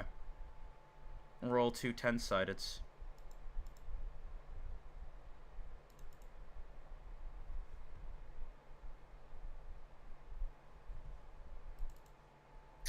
I got a 3 and a 4. I think that 34. Okay. And say your prayer. My king, I thank you for this gift I am ready to embark towards. I've not had many great teachers in my life, excluding Safe, but I've found wisdom in your words and something almost comforting in your belief in me. Going forward, I look towards a bright future, where both your wishes and my own will be fulfilled in a way that benefits all. This is my vow.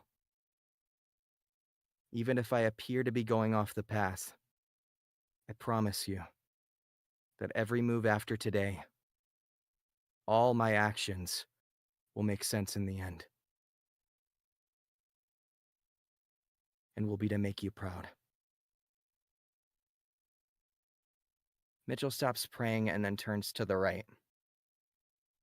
Now, for you, I would like all the players to be deafened.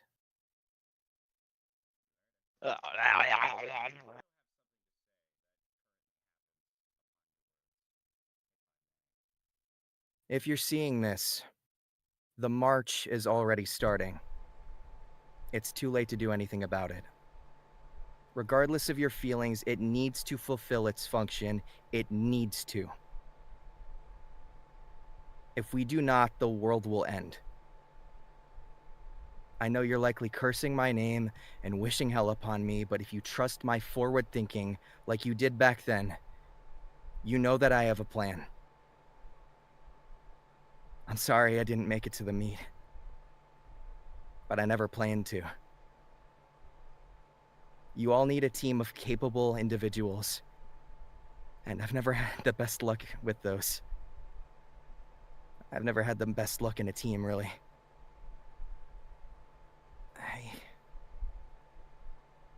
I hope you understand. As Kit soon as never you died. He just adapted. He grew up. He did it because he loves you all. And that's it. As soon as you finish your prayer, you open your eyes from your prayer, and you see that the color of the sky has changed. You also see it's raining. Somebody is standing in the distance from you, staring at you. But they're on the opposite side of the barrier. It looks like they're in the Hell Zone.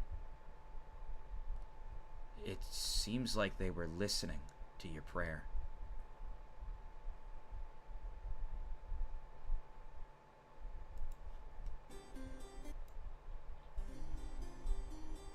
You see a gust of wind blow, and you see someone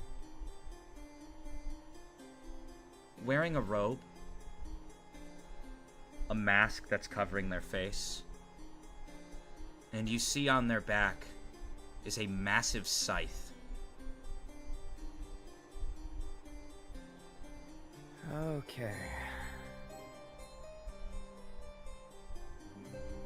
Hi there. Can I help you? They don't say anything. You see them start to walk, and as they do, they walk right through the portal with ease, almost as if there was no restriction. I very quickly, what is it? Players can undeafen, by the way.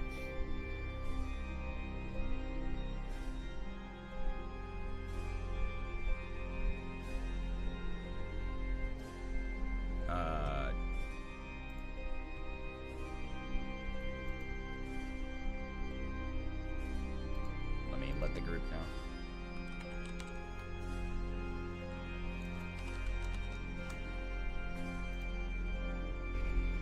Yeah, I forgot about that. We're free!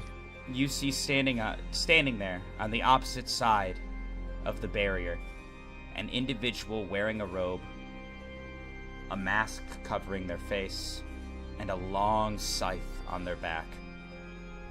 The sky shifts colors, and rain starts to trickle down.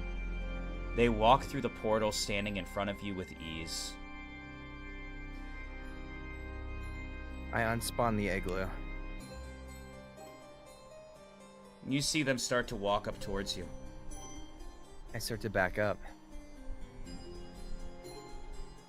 Who are you? Prayer to the gods. Prayer to the Spirit King. Do I detect any malicious intent or intent to attack? You have no idea. You can't get any reading on this person. Do I detect any energy off of him? Are you a worthy vessel? Are you worthy to hold those powers? I've proven myself so far.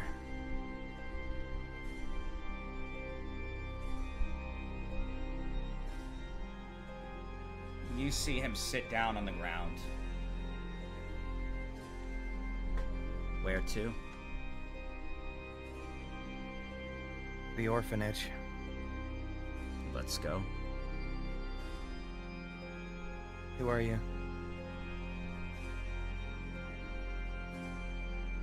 There's no response from him. One thing that you do find interesting, though, you sense absolutely zero spirit energy from him.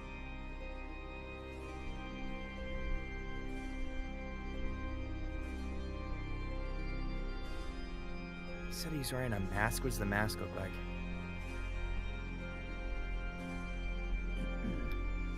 Now that you continue to sense, you don't sense any energy from him at all. How do I know you're an ally? He doesn't say anything. The fuck. Okay.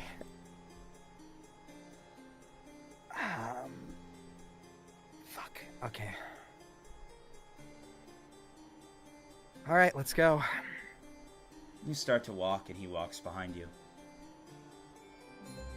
As you So- guys walk, are you saying something to him?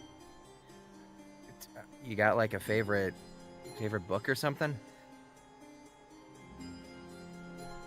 He doesn't say anything. You like sports? Do you like comic books?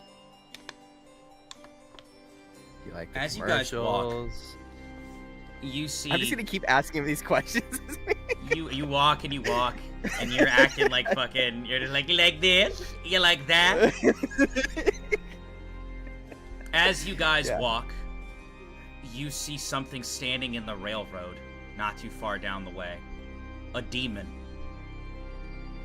Or at least what looks like one, an amalgamation of sorts.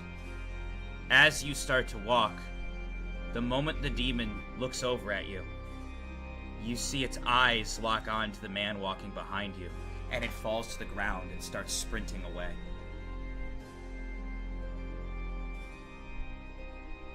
Thank you. We continue to the orphanage. I do keep an eye on him, though, throughout.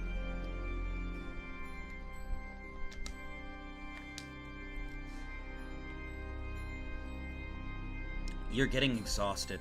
You're not at the orphanage yet, but you feel like you're about to pass out. Hey, let's stop. He stops walking. I guess I pop a squat for a second. Roll a Constitution check.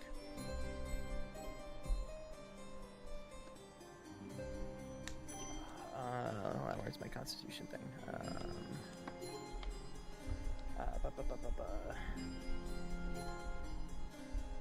All right, and then I gotta roll.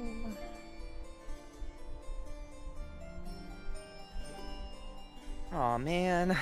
Crit fail. You pass out. God fucking damn it.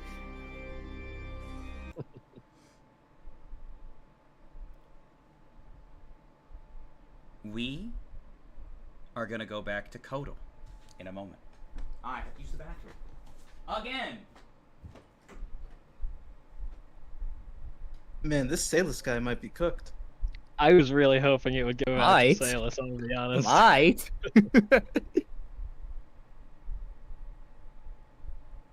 Dakota. Dakota. Yeah, what's up? Why you gotta make us deafen like that? The chat knows and you don't. And I'm gonna keep it that way. Do we have a problem? Do I have to be mad here?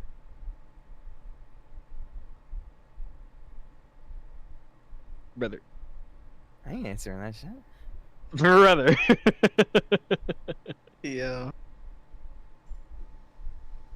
What Yo, a crazy chat. ass thing to undeafen to, though. Like, Wait, what'd you say? You know what?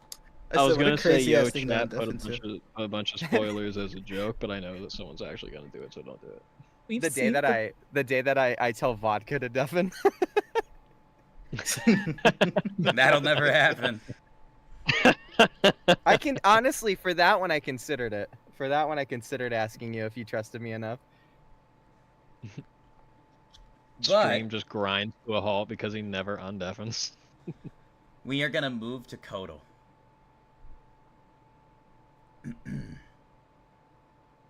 Kodo, you pick up this headpiece. Yeah. You've wore one similar before when you got to see basically images created of your past. In this room with the name Alice scribbled all over it. In this white room that says remember on the pedestal. You put on the helmet. At that moment, you get put in almost what feels like a dream.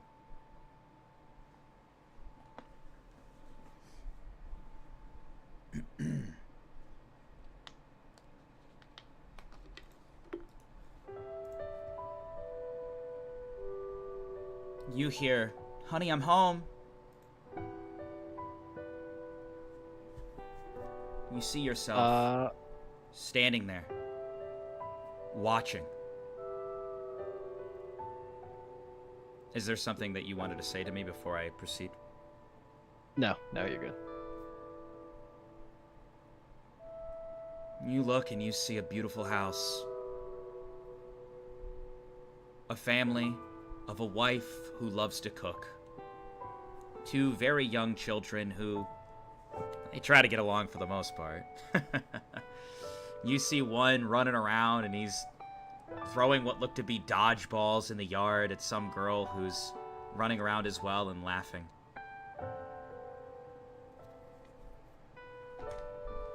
How are you doing? Is everything okay? You see the woman come up to this man. You see a very handsome, clean-shaven guy who's a little kooky. He's like, "Yeah, doing great, honey. I can't wait for dinner. Also, I'm working on a creation." And you see him hold up. Look at this trinket. This will be revolutionary. No more kitchen burns. This is something that will help us. Basically, it puts some sort of thin layer over your skin when you're cooking that gives you heat resistance. No gloves that get burned. No nothing. You just press this button and it coats them. Anti-burn. I love it. You see her. Yes, honey, of course. No, really. Look at your arms. I don't want to see you hurt anymore. Let me invent things to help you. And I'll keep my other job, don't worry. Sure, honey. You know I love your inventions. But the board keeps declining everything that you put up. Yeah. This guy looks really young, as well as it's just a young couple in general. They maybe look to be like, I don't know, mid-20s? And from what you know about Vaughn, he's like pushing 60 right now, you believe. But they're definitely young. You recognize the voice as Vaughn's voice as they continue to go through, and you see them all sit down for dinner. A young boy who, I mean, maybe is like 6, maybe 7. And you see a younger sister who's also maybe like 5 or 6 as well. They come in to eat, and they're all eating together. This man seems to be somewhat of a class clown type, if you will, breaking out dad jokes despite being mid-20s. And you see the kids laugh. You see just overall your picture-perfect family dinner.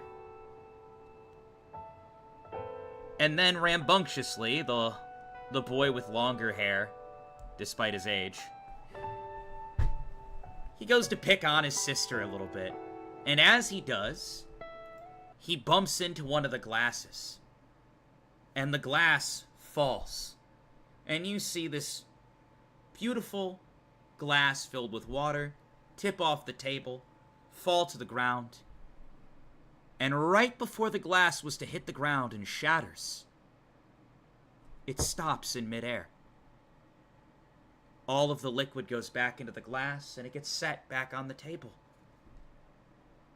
You see the girl's eyes glow white, and then they go back to normal. Whoa, that's so cool. Alice, do it again. No, let's not do anything like that. Let's try to enjoy the dinner.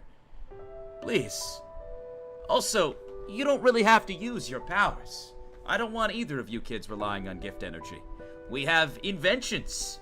At least, not right now. You see the night passes as what looks to be a picture-perfect family. But the man doesn't go to sleep. He stays up, and he continues to invent things. And as you look at his wall, every single invention he has is something to help his family in their day-to-day life. There's all these things across the board that his mother, or not, I'm sorry, not his, well, his mother, his father, his wife, his kids, basically just stuff they go through, like little notes, like, you see one note specifically, it says, Shade's trip today when he was playing at the park. Let's see if we can create a pair of shoes that don't make people fall as easily. Something like that, and just things relating to that. And overall, a lot of his inventions seem to be very defensive of the body. Stuff like that. Super armors, if you will. He had these big, bright ideas that could just create clothes that would be regenerative and would protect people from falling, getting burned while cooking, potentially if you're getting stabbed or hurt. And this was mainly what he was pushing for in these inventions. You continue to watch him sit up all night.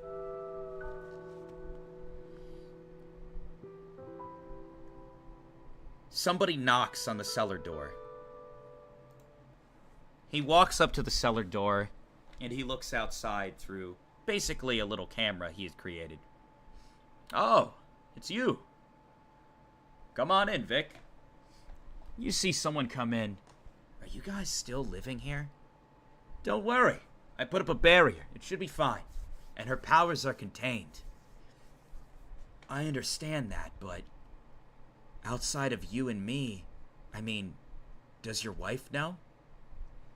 No, I haven't really found a way to tell her yet. Okay, but anybody who has any sort of gift sense is gonna know. You aren't gonna be able to hide it. You know that, right, Vaughn? Listen, I'm not too worried about it. I gotta focus on these inventions, and above all, be a father. And be a good husband. It's a lot to balance, and I have a job in addition to the invention crafting. Yes, but you have enough money where you don't need that job. You should quit. If they find out about Alice, it's gonna cause a whole lot worse fate for the rest of this world. I mean, with the way the lords are acting, and people are pushing for certain parts of the... I don't even know. I just want you to be careful, okay? This isn't something to mess around with. Maybe instead of trying to create things that protect their body, you can create things that suppress gift energy. You don't think I'm trying? I've been trying endlessly. The girl's power is off the scale. It's more than you'll ever be able to imagine. That girl could kill everybody within miles if she wanted to. I'm aware of this. But that's my daughter. She has a kind and sweet heart. I'm gonna protect her, and I'm gonna protect this family. It's only you and me that know. Yeah, but... Are you really confident in letting her go to a public school? In letting her pursue and push through the city? I think she should stay here. And isolate my daughter? I'm not gonna do that. Vaughn, are you maybe afraid that if you upset Alice, her powers might cause her to lose control? It's the most gift energy we've ever seen in a person. She has powers on the equivalent of Big Harvey. And you know how long he's been around? He's considered the strongest in the land, Vaughn. If they find out that some 5-year-old girl was born with energy like that,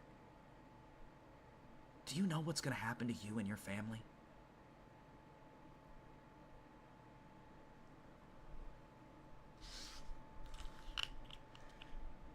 You see Vaughn kind of stare. I understand, but I genuinely care about her more than anything in this world. And it has nothing to do with that. She should live a normal childhood. She shouldn't have to wear shackles, or have to live in fear. Nor should my wife, nor should my son. Normalcy. And behind the scenes, I will pull whatever strings I need to. As of right now, there's nothing that's ever even shown that anybody else knows or senses it. The barriers I have in place around the house help as well.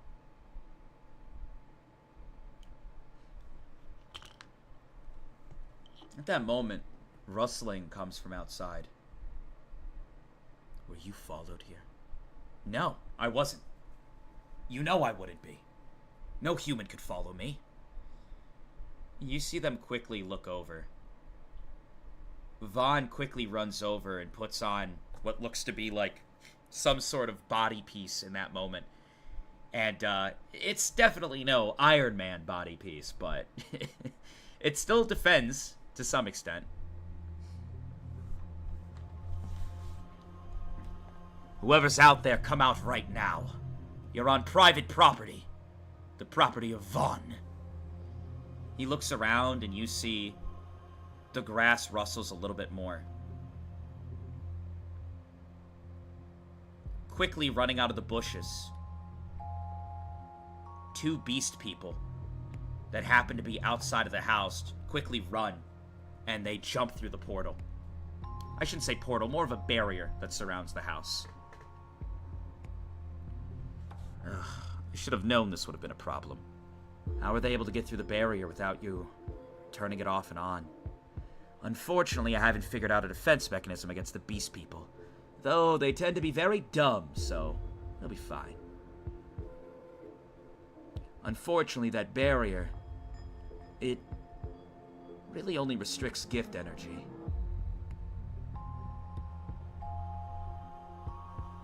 Regardless, if only I put some offensive abilities into this.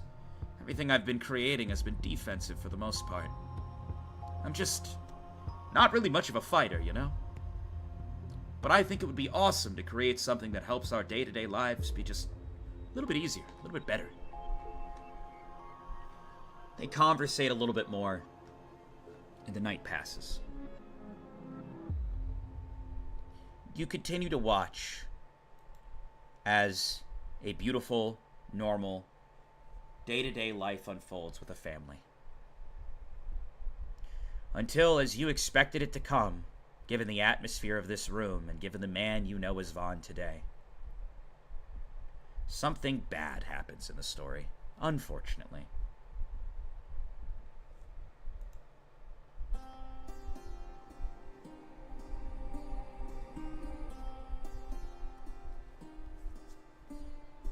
You see Vaughn sitting there. All right, hand me this. And you see, here you go, Dad. And this little girl hands him a tool. Blonde hair, looking very blissful. Good. All right, now hand me this. Yes, Dad. And she runs over and hands him like a screwdriver. Beautiful. All right, I think it's ready. Here we go. And you see he creates a little tiara that like lights up and he sets it on her head. There you go! It's exactly what you wanted. She runs over to the mirror, very excited.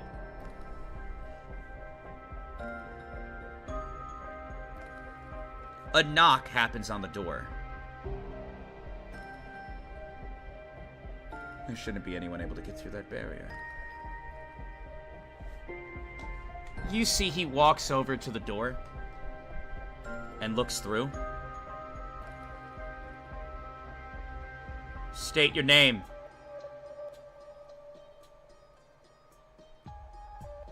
Do you think it's okay to hold such power in this house?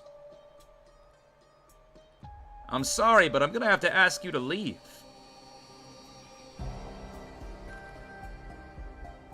The man standing through the door doesn't say anything.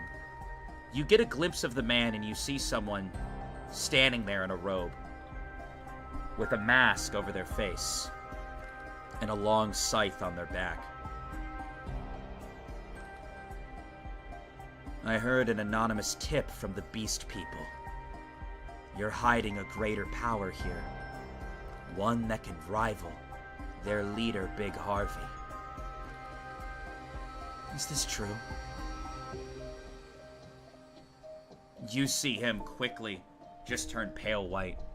And he sprints over to his daughter. He hoists her up, and he presses a button on one of the mantles. Various sirens start going off in the house, and you see various windows start to close with metal plates. We're doing it like this. You see the man with the scythe walk through the house, almost as if he's intangible, and he appears on the other side. Don't make this harder than it needs to be. You see the man quickly turns a corner and runs down the hallway, pressing more buttons behind him as various things goes into place to basically make it harder to get to him. As he does, the man with the scythe continues to casually walk, not expending any energy, as he walks through doorway after doorway. Things closing on him, but they phase right through his body. I just want to see the girl's power. You running away like this, it only incriminates you. You see the man in a panic run to what looks to be a room that he'd readied in advance. He holds his daughter tight in his arms. We'll be fine. We'll be fine. You here, Daddy? Are you okay? No, it's just... I just love you so much, and I might have made a mistake. Those beast people. You see him look up at the wall. He shouldn't be able to get through here. And lo and behold, he phases right through.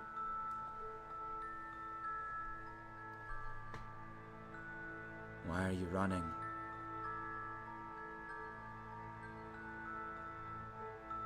It was weird. As I was approaching here, I sensed immense energy. But now it's gone. What did you do? Listen, I don't know what your problem is, but she's a 5-year-old girl. For God's sake, have some empathy. Additionally, I can assure you, she is quite powerful, a prodigy if you will, but rivaling Big Harvey? Come on. He's been the strongest for how long? There's no one here that can rival him. I can tell from your tone of voice that you're lying. You see, almost in a blink of an eye, he just fucking slices through Vaughn's Achilles in the most swift, obnoxious movement you've seen. And Vaughn immediately stumbles to the ground, screaming out in pain.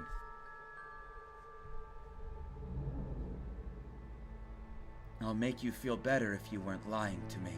However, I'm gonna interact with this girl now and see if she's actually a threat to the gods. You see him kneel down. Little girl, what did you do? Why did you do that? You see the girl crying, trying to run over to her dad, and he immediately grabs the girl by the head, holds her in place, and he lifts off the tiara. And the moment he does, power erupts from the girl. I see. You invented a power that can suppress gift energy. A tiara for your daughter. I have good news for you. Your daughter, her having power like this will make her a burden. A burden for the rest of her life. She must be freed.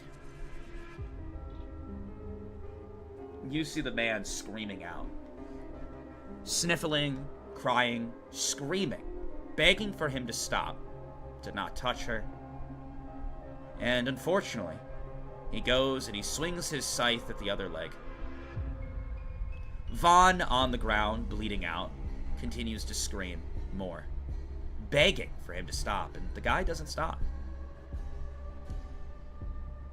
He slams his daughter into a wall, takes out his scythe, and his scythe starts to glow blue. Those powers will be mine. And he plunges it right into the young girl's stomach. You see all of the gift energy that the girl had, everything that she was born with, goes right through the scythe, up the handle, and into the man. There will be no imbalance in this world. The man continues to scream. He screams out, "Stop! You're torturing me! And you're torturing her as well! Stop it now!" But he doesn't stop.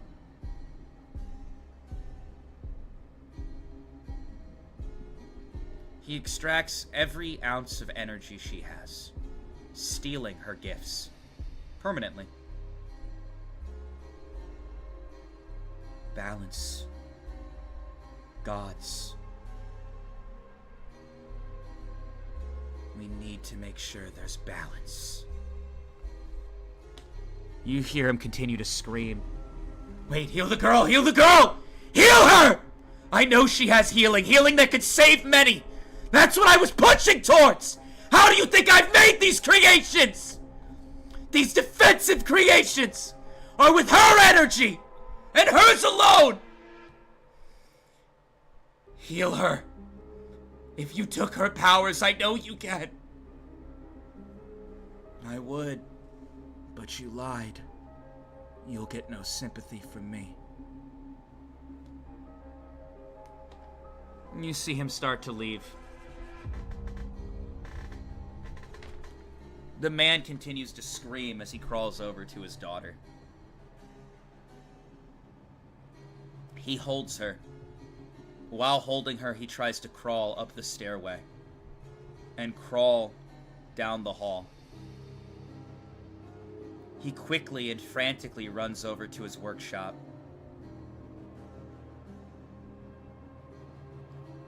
You look from a different perspective as you watch the man leave. And as he goes to leave, you see Vaughn's wife is home. She immediately runs to the, well, I should say she immediately runs to the nearest weapon on the wall. One of his creations that he has sitting there.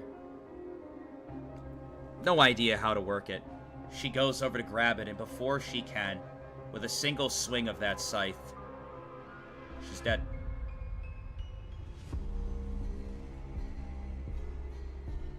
You see him look. A son as well, huh?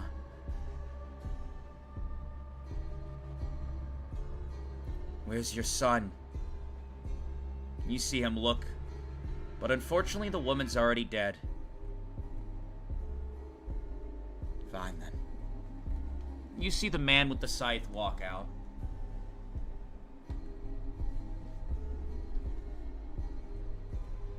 This individual you know as Vaughn continues to sit there,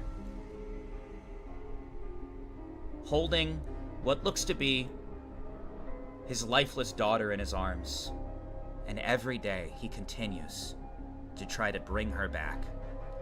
Again and again and again and again and again and again. But he can't.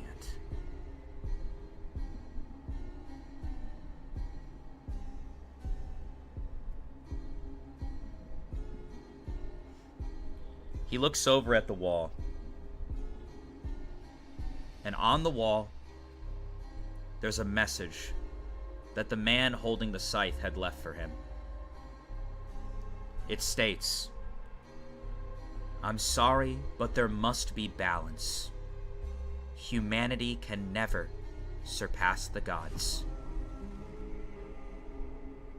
You see him start to tweak. Humanity. Humanity? Humanity. Oh, humanity can't surpass what? Big Harvey? The Beast People? Oh, it can. And it will. The headset goes dark after that. Fuck. Okay. So I am going to take the headset off. I'm going to put it back on the pedestal as closely as I can remember its last position. Okay. Oh god. Okay. I am going to I guess go back to the room with Crimson and the puppet. You go back to the room and you notice that every camera in the vicinity, every drone is left. You hear a voice. "I truly don't know what's going on, but here's the device. It seems that there was a breach. There's a spirit in here, and currently the cameras are hunting it. I don't think that means we should have a free-for-all, though, in this moment. Here." You see the device falls on the ground. "It's something I crafted. This will kill cameras for you in a distance." Okay. I am going to take the device and I'm going to pocket it. Okay.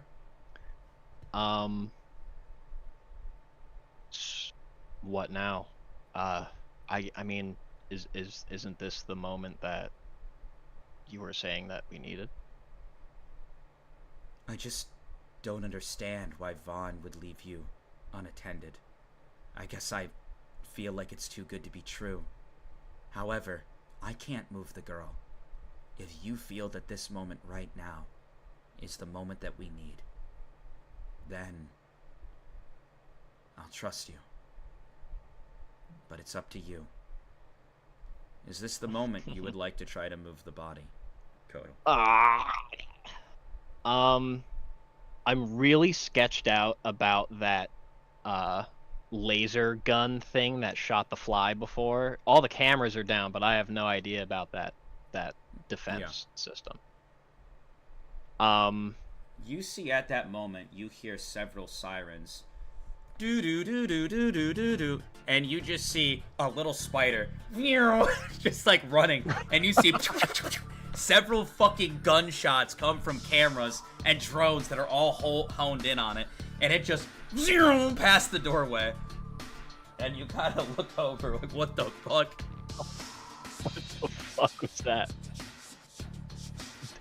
Do I sense the spirit energy? Do I know who it is? Yeah, I mean, you know it's Anansi. You don't know what the fuck she's doing. Okay, fucking... What the fuck are you doing here?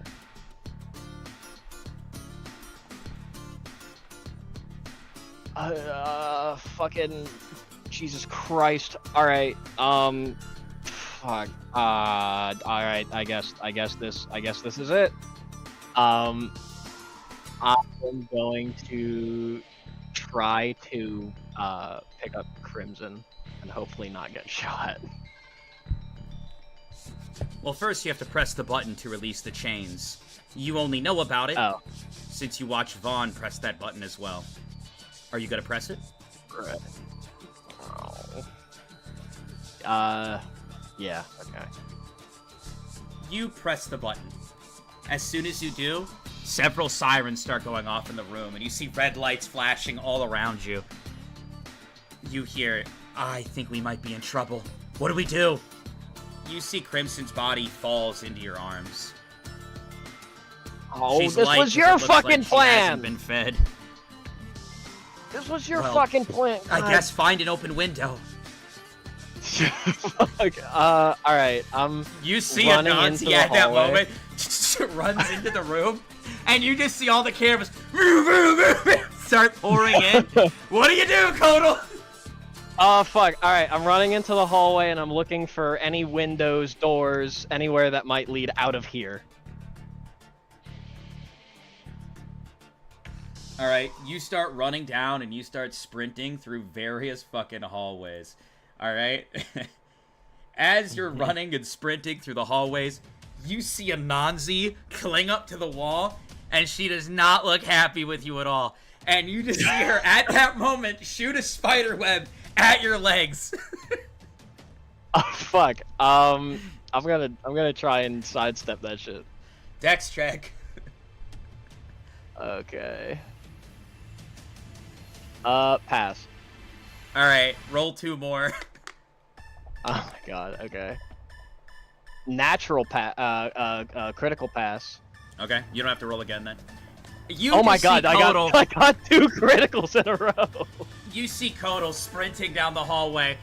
It reminds you of the time that you carried, was it Rita? Or was it BB? It was Rita. It wasn't Rita? Through your very first session. Rita. As you sprint, you see several gunshots just come from these camera devices, and you're somehow dodging. Laser, dodge. Anansi shoots a web. You leap over it. Dodge. You sprint. You go down another corner. You're like, where the fuck am I going? You see 2 officers. Hey! Stop right there! What do you do? Shit. Okay. Alright. Navigation shit. Hopefully this will come in handy. Down another... Do I remember any pathway that I was taken down, or was I just knocked out? No idea. You might. Roll a 20-sided. We'll use your proficiency of navigation, Okay. yeah? 5. Alright. You Oh man.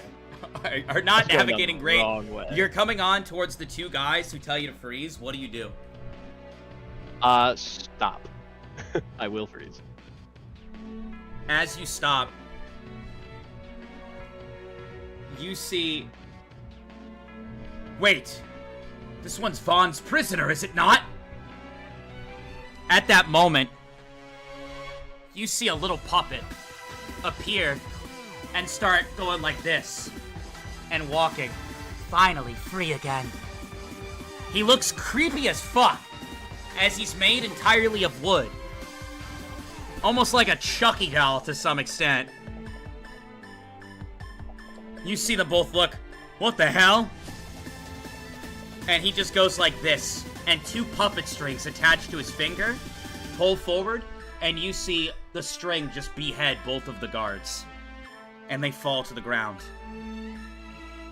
Okay, Finally. I fulfilled my end of the bargain. Now it's time for you to fulfill yours. I'm getting my energy back quickly now that the barrier room is gone. However, I still need you to carry the girl. Let's go. Yeah, dude, just fucking cover me. You see at that moment, Anansi shoots another spider web at you, and you see the little puppet spirit go like this, and it just fucking shreds the fucking web with several puppet strings. It seems that's how Crimson was able to dismember people before, is with invisible strings. It dawns on you in that moment. Anansi, what the fuck are you doing? And you see Anansi stare at you, looking sad, and you see Coco leave your body and slither up to her. But you see Coco, her aura's gone at this point. Completely faded. I mean, this is a spirit who's been tortured. You see wounds over her entire body. And you see the little spider instantly run up to her to try to comfort her. I'm doing my fucking best here.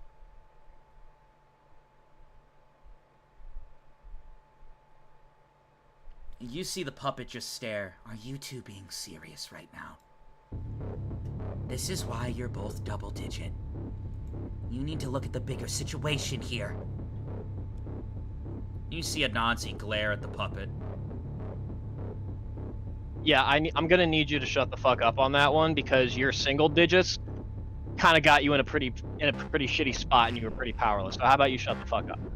Yeah, well, this spider is really limiting our ability to move forward. And you see him turn around and stare at a giant web wall that separates you from the exit. Okay, but the spider also currently has my spirit that I love very dearly and very much want to get out of here with alive. So I'm going to talk to the spider. Several other footsteps start running from down the hallway. Anansi, please. There is a plan here. I am doing my best. I'm doing what I can to save us, to save Coco. Please. All of this pain that she was dealt with, that was all fun. We need to get out of here. If you don't help, if you don't let us escape, and I am caught again, Coco is going to be brought back with me, and she is going to be made an example of to make me hurt. Anansi, please, I need you to listen to me. Let me do a roll.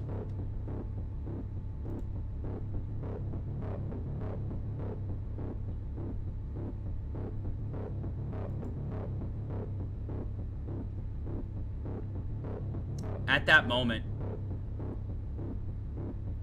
you see the web wall standing between you get sliced through by a katana. And Salus is standing there on the other side. Salus, after searching the vicinity and entering the Vaughn Hall through our DMs, you see Anansi standing there, and you heard Kotal's speech. You see Kotal standing there, holding Crimson. And you see Anansi looking very emotional, very distressed, and a barely functioning, tortured Coco. Salus. Alright, I am I am going to walk towards Anansi and Coco, and before I get to Dell, I'm going to ask Koto what is going on. Why does he have Crimson? Oh, there's way too much to fucking explain, dude. I can explain it the second we get out of here, but right now, in the heart of Von City, as fugitives, we cannot have this conversation. We need to fucking move. Anansi, Coco, come on. And I'm going to hold my hands up to them too, so they can get on my shoulder, wrap around my neck, and we're running out of here. And hopefully I remember how to get out. Roll a charisma check, Salis.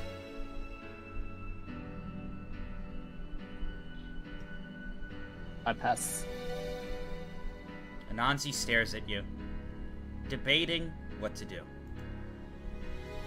After some thought, it seems that your connection with her is strong enough, where she trusts you. She clings onto your shoulder, disperses the web wall, and for now, lets Coco go back to Koto. I'm going to give her a little pat on the head, and I am running out. Koto, we gotta get out of here. Alright, I'm following. Several guards whip the corner, holding all sorts of devices that you aren't familiar with.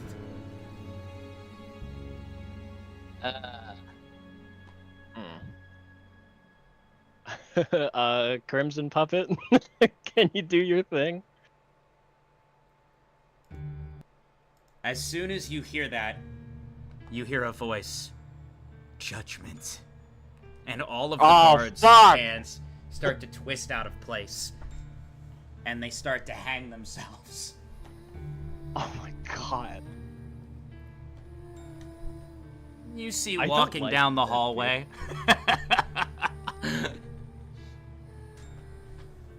Several tattoos down each arm. Tattoos down his neck. The reason the cameras weren't on you is because I took care of them. For the most part. Some went to the spider. You're welcome. And you see standing behind him, you see Rita take off her hood.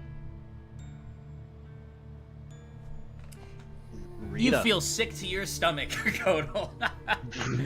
It's been a while.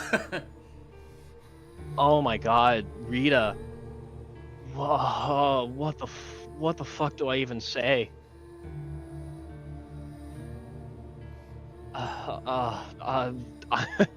Dude, I'm so fucking sorry. I am so sorry. God, I really want to say how sorry I am. This is such a horrible moment. God, I don't even know where to begin. You see Rito. Kotal. Now's not the time. Let's get you to safety first. Okay, you're right. Sen, do you think you can get us out of here? Yes. But currently, I don't know how much longer she can keep Vaughn busy. Also, I sense detox.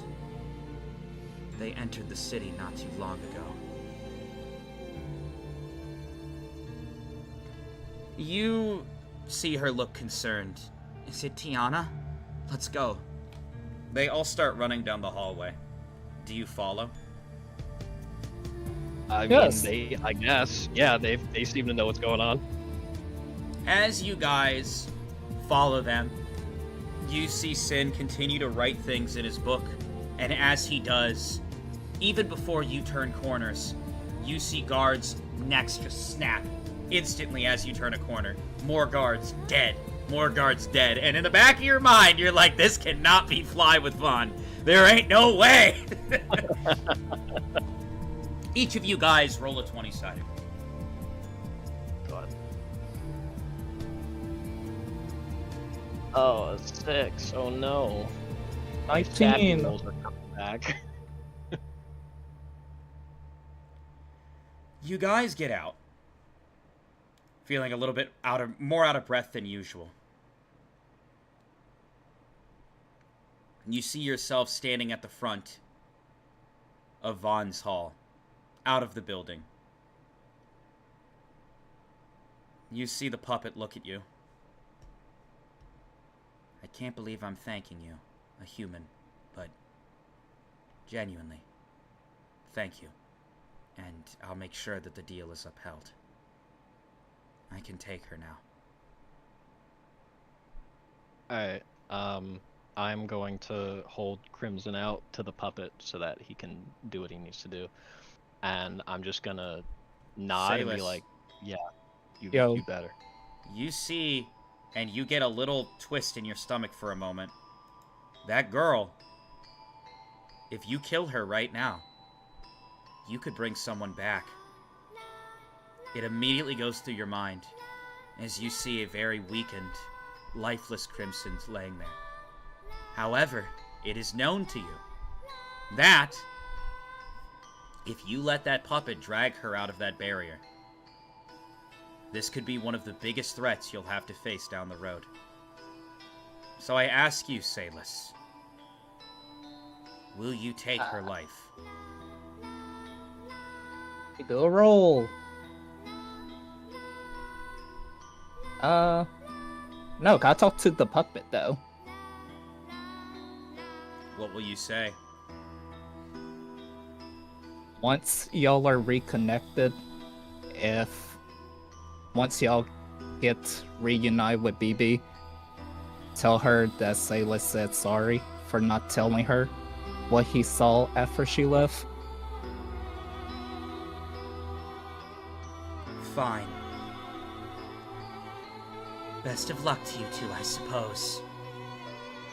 You see the puppet drag her lifeless body into an alleyway to hide out, it seems. It also seems like the code red has gone away. You don't know if that's because of certain disruptions caused by the Campione, but you're all standing there. And it seems like Vaughn is not attacking you in this current moment.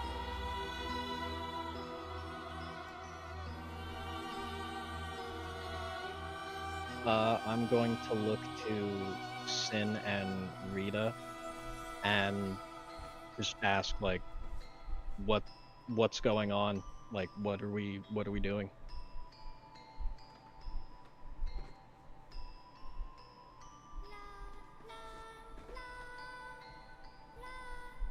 You see Rita look at you.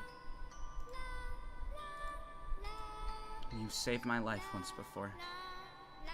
And despite what has happened, I care about you. The Campione have a lot of information about what Vaughn does. And knowing that someone like you might have been caught up in that, I used my connections to have them come help you. I'm sorry if we took a long time. I hope that you're okay. And you see Rita run up to you and hug you.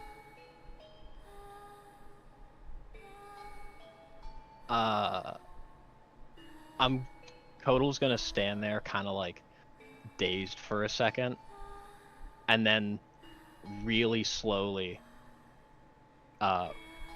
like wrap his arms around her in that hug and just like just kind of just start like shaking.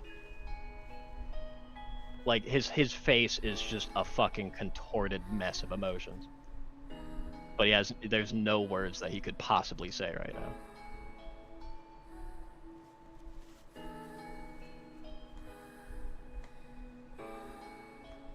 Just really soft sobs.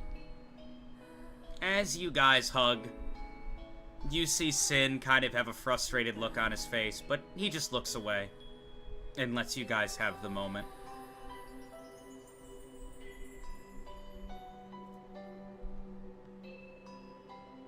she continues to hold you.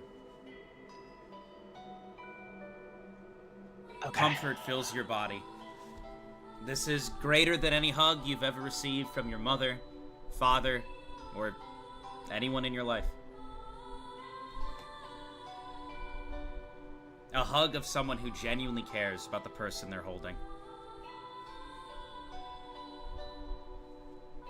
Thank you, Rita, for coming back for me after everything that I did, after all my mistakes, and coming to save me from this wretched fucking place. I've been... I didn't know how to appreciate what you did for me because it had been so long that I'd been doing everything on my own. I didn't understand what it was, and I was prepared to let myself die in there instead of accept help.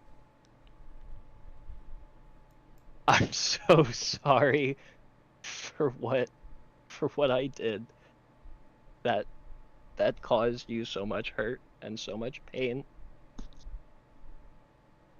I'm sorry. You see her look at you. Kodo, I don't deserve these words. I'm a fake. Everything about me is fake. I constantly walk around and have a fake smile on my face. You aren't a mind reader. None of you are. I have so much pain in my heart. The beast people, what I go through, I don't feel welcome anywhere. And when you guys left me there in the oasis for so many days, I waited and waited and waited and waited. It's like when you came back to the oasis, it was like something had changed. I waited, and I started to spiral and get into my own head. I thought that I was abandoned once again. I just tried to hide in the background. Not be noticed, not be seen. And I don't know. I just put up that fake smile that I always do. When I should have been more open about how I felt. Watching everything unfold, it brought back a sickening discomfort. And I called Sin to help me. I just couldn't stop crying behind the scenes. I never blamed you for any of that, I just needed some time away. I still very much hoped for the best for all of you. I'm sorry I didn't tell you sooner. No, don't be sorry. I had no idea that we had been gone for so long. Time, it didn't work the same way in that reality, and I didn't even think about it.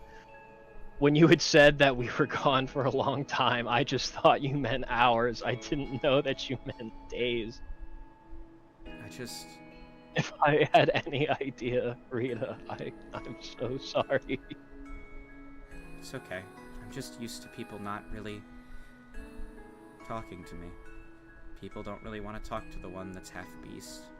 People don't want to let the person who's half-beast do anything. It was weird to have friends that were humans. And I just felt, or at least started to feel, so isolated when you guys came back. It's like I wasn't a part of the group anymore. No one would talk to me or tell me what was going on.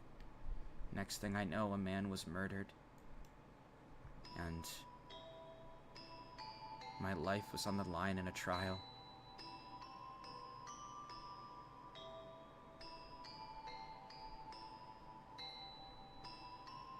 But maybe I should have been the one to say something. I was just feeling so horrible. And I'm sorry for what Sin did to your ally. He's just very protective of me. He also didn't have all the information. Yeah, I think I gathered that much. Also, I don't know if he told you, but I was ready to throw down and fist fight with him back at the court. You hear a voice behind you. Well, that wouldn't have turned out very well. A chill goes down your spine as soon as you hear this voice.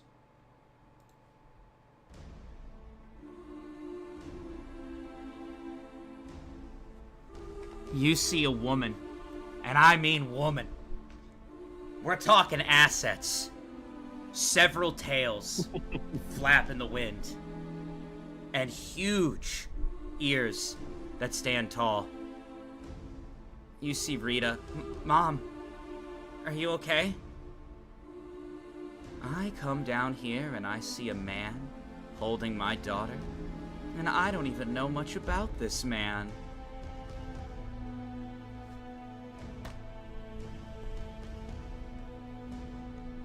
You see her walk up to you, and she is like we're talking like 7'4", bro. Jesus Christ! Yeah, she's a big woman, bro.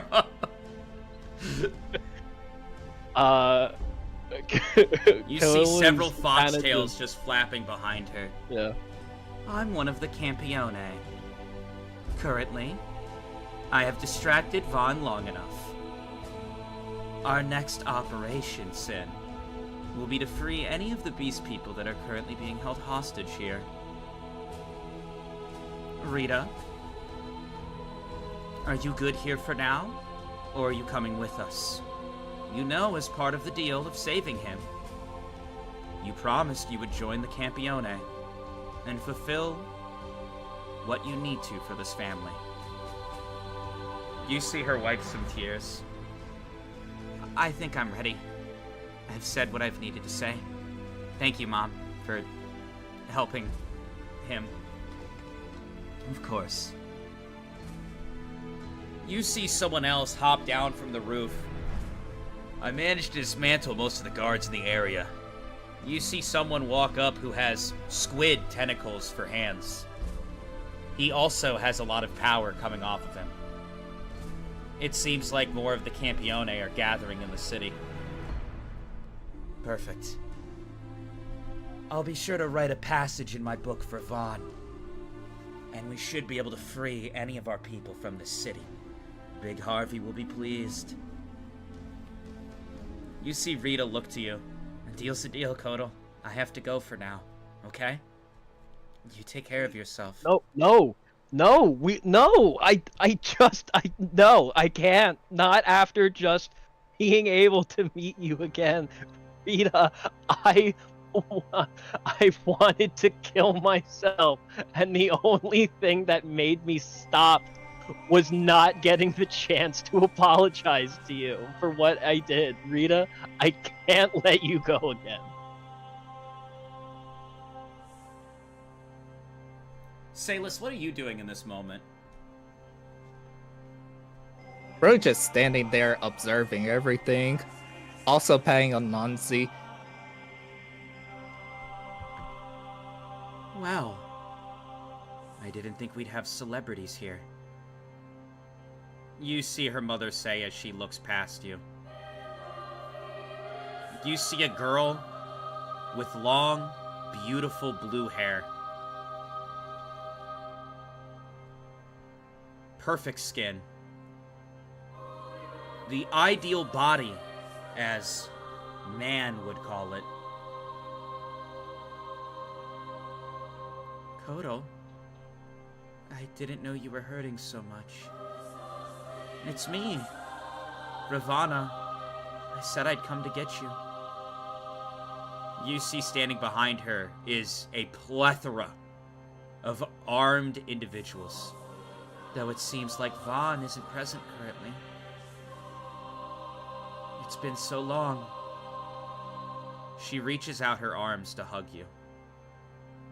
I'm taking a step back.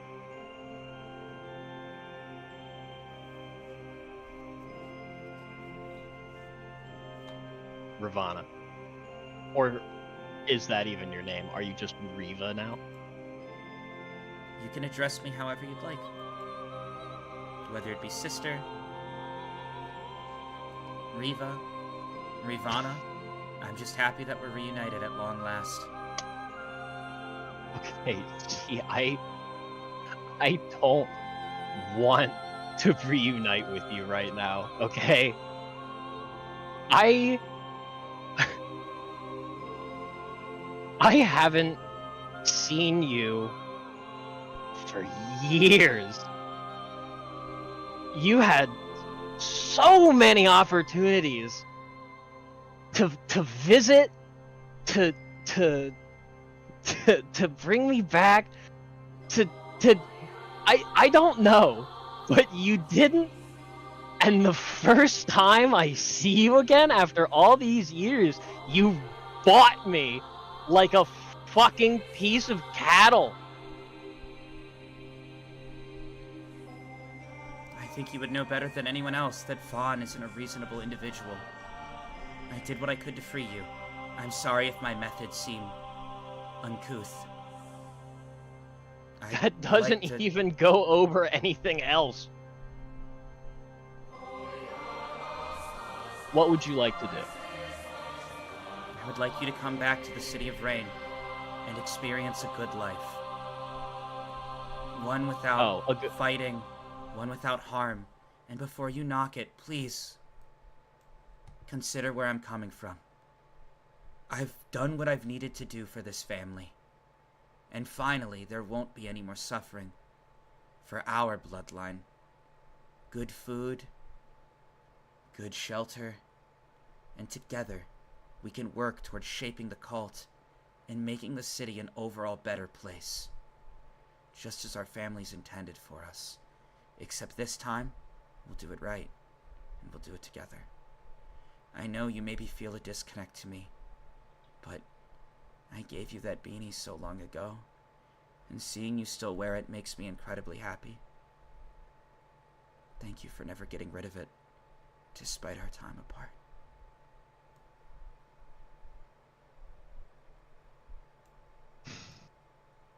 See,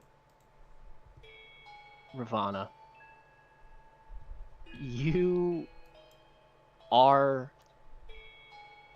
not my sister. You are not the person who gave me this beanie. You are... you are now a goddess that an entire cult follows, worships endlessly. You have this power. You control the fucking city of Rain itself. And I'm using it to reconnect with you, find you, and give you a better life than what you went through. I want to do the same for Mom and Dad if possible. I don't see why you would hold a grudge against me. After all this time, people change constantly. People are constantly changing every year of their life as they grow. I'm not saying your feelings are invalid, but to completely shut me out when I'm trying, that's harsh. You're trying a little too late. Not to mention, so you just bought me, and now you said, oh, I would like to reconnect. Let's build the fucking cult? As if that wasn't the reason for this whole situation? Then don't. You can live at the palace, rent-free. You don't have to do anything. Just enjoy your life. The girl can come with us if she wants. I'm just... I don't know what I need to say to you. I sacrificed so much to try to make you happy. To try to make this a good reunion. I'm honestly a little disheartened. But fair enough. I'm just gonna look back at Rita. Just You look and you see You know. Rita's gone. And all of the Campione are gone as well. fuck. Do I have any idea where they went? No, you can't sense their energy. Not even navigation proficiency? No. Not on them. Fuck no. If Vaughn can't sense them, you're not sensing them. Okay. Okay.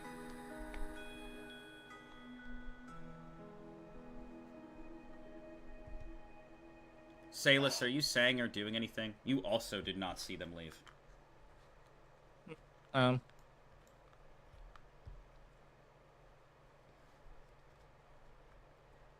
You see someone walk out the front. Holy shit, what a terrible day to be alive! And you see Vaughn walk down the steps, stumbling a little bit. Ha! I think I hurt my H string. Oh, my hammy. Oh, my hamstring. Oh, Jesus. Oh, it hurts. Ah, if it isn't the bitch of the bitch cult. Oh, good, my camera died.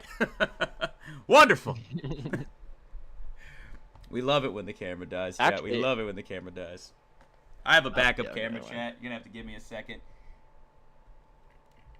Good old backup camera is the timeline we're gonna be on.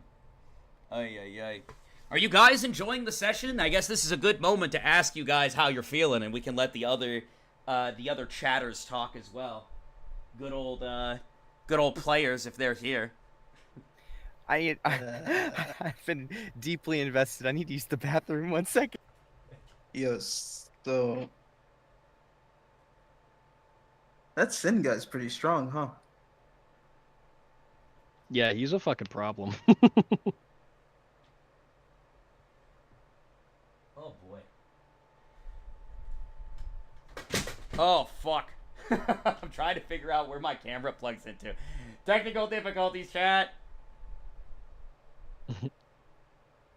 Is this camera already connected? I genuinely can't tell. Genuinely can't tell. Ay, ay, ay. I'm just gonna hope that it's connected. Alright, let's try switching settings. Let's try switching settings and see how it works. I knew a double stream was gonna fuck me, but then again, long D&D sessions don't last anyways. I need to buy a dummy battery, chat, but I don't know. I just don't know where to buy one, or which one to buy. All right. Does this work? Does it work if I do this? Oh fuck, that looks bad. All right, give me a second. I'm gonna tweak some settings. I need you guys to carry conversation in the meantime. Okay. Yo, what's good, chat? This is me carrying. Sympathizing for Vaughn. Yeah, You know- Vaughn has a pretty sad story. Yeah. Still a little bit of an asshole though. I don't think that I don't think his past is meant to make you like him. His past is Yeah. more meant to see like where he came from. You know, you don't have to fucking agree with any of the shit he's doing. He's doing some wild shit. It definitely makes sense how he ended up the way he did. Yeah. It does rehumanize him a little bit. It is less like, oh, Vaughn is just a fucking crackpot. It's like, oh, Vaughn actually has a reason for being a crackpot, and I kind of feel bad for him. Holy fuck, this camera looks so bad. Yeah. Bro lost his entire family, excluding his son, just because the guy couldn't find his son. No, Like, that that's is pretty pretty fucked crazy. Like, that's fucked up. He literally would have gone out of his way to find his child and kill him. What is my camera Yeah, lacking this right now? Holy explains shit. why. I don't know, maybe some like saturation. Yeah, we're definitely missing. All right, so saturation is what we got to tweak, chat. We got this. I mean, worst comes to worst, this is what we're gonna roll with, but pretty good season 2 finale so far. I'm orange. Yeah. Not like Pretty good, this. pretty good. Saturation and like sharpness, like that. Does that look good, chat? I mean, this is the old shitty camera, so, like, it's gonna look donkey. But it's just meant to be passable. Just meant to be passable in the moment. If that camera ever dies, we have backup, you know? I think it's passable. I think it looks passable, which is what matters. I think it's pretty good. Yeah. Hello? I think it's decent. I'm back. I do too. Yeah. Hello. Welcome Heyo. back. What do you mean you're back? Where'd you go? I said I used the bathroom. Y'all don't Anyways. listen to me. No, I don't listen. Anywho, am I too orange? That might just be the reflection on the screen. Anywho, Yeah. you see him stumble down the stairway. Oh, man. Oh, my hammy. Oh, jeez, it hurts. Whew. Whew. Oh, down the steps I go. Ah, if it isn't the bitch of the bitch cult. How you doing? It's so good to see you. Coming here to Vaughn City is quite bold. You don't think that I would attack you? Please, Vaughn. I know that you care about humanity above all things. You wouldn't do anything that would cause problems to the growth of humanity, despite your curiosities of me and my body, I'm sure. Yeah, when you word it like that, though, you make me sound like a little weirdo. We're talking some dissection. Don't get it twisted. I'm not going for your sister, don't worry. Also, you know me and him are best friends now. Be careful you word things around him. I wasn't aware. You made a friend, Kodo? With Vaughn? Yes! Tell her! No. Oh, No. shit! No. Oh! He fucking tortured me for 24 hours Oh my god! straight. Where We did are I go nothing wrong? as friends. What did I do wrong? Tell me. Fucking torturing me for 24 hours. That's where you went wrong. I see. Tell me more Stop about writing this in your experience. goddamn notepad. Fuck! He hates the notepad! Anyways, I see you're as eccentric as ever. Yes. So how does it feel knowing that your entire city's gonna crumble for a deal for this guy? I feel just fine. I'd do the purchase again. Beautiful. Alright. Kodo boy, you're off to Rain City. Remember what our conversation was. You will go with her, because I need this deal to go through. And what if I don't? If you don't, well, I mean, we could go back to the chamber we were just in. Uh-huh. Kodo, remember what I said to you. Stop limiting yourself. Opportunities of growth are right in front of you. You have so much potential. Oh, I really want to find the fucking Campione, dude. Oh, but Vaughn's here and he can absolutely run me down and kill me. You see him walk up to you. I wish you the best of luck, my friend. I genuinely hope you find happiness. He holds his hand out and extends it to you.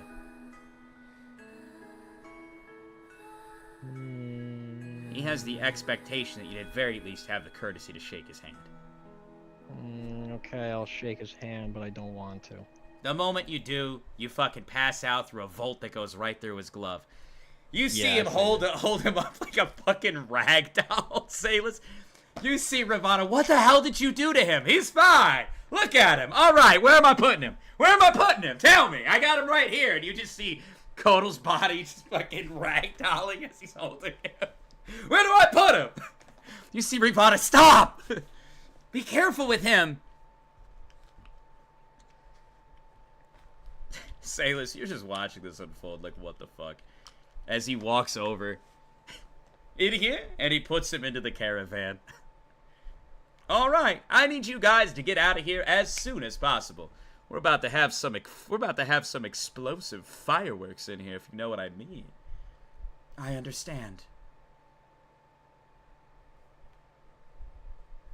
You see her start to leave. I do have a question, though, Vaughn. You wouldn't retaliate against me at all if I explored the auction a little bit, would you? Of course not. The auction is open to all, but I don't know if someone of your caliber should just be walking around so freely. You must have a lot of confidence. You see her smile. I do. And then she walks off with a good 20 men following her, all armed.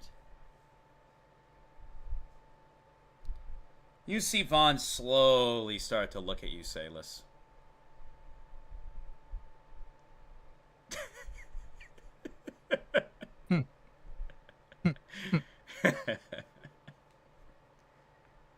I'm going to start walking with the guards between armed men. You see him look at you. Breaking and entering. It's not very good. A shattered window, too. Where do you think you're going? I did not do that. And I'm going to try keep walking. He looks at all of the armed men and maybe decides that it's not worth it as you guys all walk off.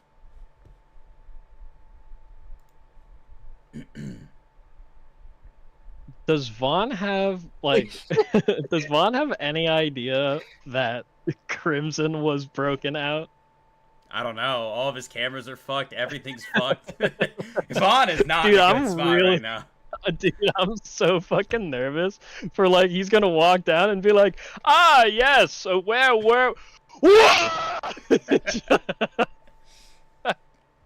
just gonna fucking tear the place down. We are going to go to Mitchell at long last. Thank you for your patience. Of course. Mitchell, you wake up and you feel a heavy weight on you.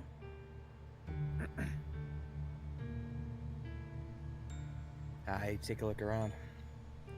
You look, it's dark out, and you see someone wrap around you and hold you. And they nestle their head into you. Can I tell who it is? You look, and you see blue hair with tints of purple at the end.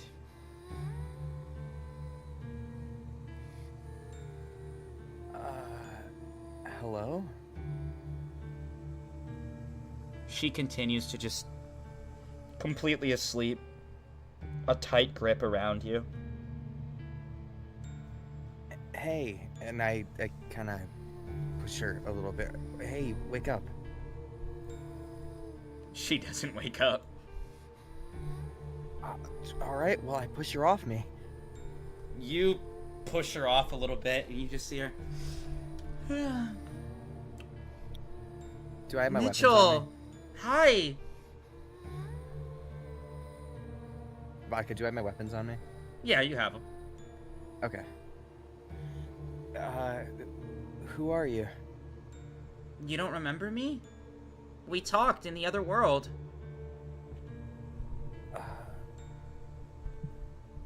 I'm sorry. Wait. And Mitchell just kind of holding his head. Wait. I'm sorry. I think a lot's happened. Can explain? You think you see a little slime appear next to her. We're part of the same game. Don't you remember? BB. I lost in the tournament? BB. Yeah. Yeah. I immediately hug BB. You see the moment you hug her, she blushes a little bit. Is this what I wanted? She says to herself out loud. Is there anything I could do to help you? I don't... Sorry if I sound weird, I just don't want to mess anything up. No, but no, I came it's to totally find okay. you and... You're good. Yeah. I'm trying to find an orphanage. It's I think it's where you and I came from. An orphanage? Yeah, I don't know anything about that. I just kind of sensed you. Somehow. And you see her look a little bit suspicious when she says that. How are you here? What do you mean? I just, I followed my heart. Oh, fuck. Is there anything different about her, like, that I can tell just off of, like, body language? She seems a little bit happier than usual. I guess that's fair. Did you happen to see a guy with like a cloak and like a scythe and a mask? Anywhere? No. You So were I was just on laying the- here when I came up, so I was like, I need to protect him, and I was on the lookout, and then I might have fell asleep. Sorry. Well, I'll tell you what. I put a little fist bump up. You see her kind of stare. Fist bump. Thanks for saving me. But like this, Thanks and you for see her just protecting like very me. confused, put her fist next to yours. I go, and I grab her wrist, and I force her to do a fist bump with me. It's Okay. it's something that friends do. Friends, right? Hey, can I ask you something? Sure. I feel like, maybe I wasn't open enough with my feelings, and that's kind of why things went the way they did with Crimson and Nathan and Salus. And I just feel like I keep messing up over and over again, and I don't know. Like, I know I'm a little bit crazy and stuff, or at least that's what people would call me.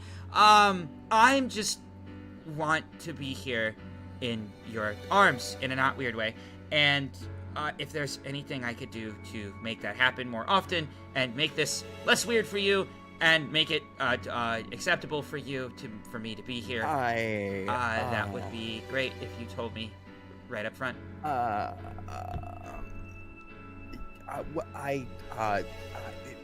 This is a lot, but no, I think you're fine. Yeah,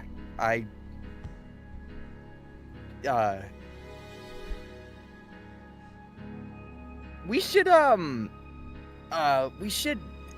find the orphanage. Yeah. The orphanage?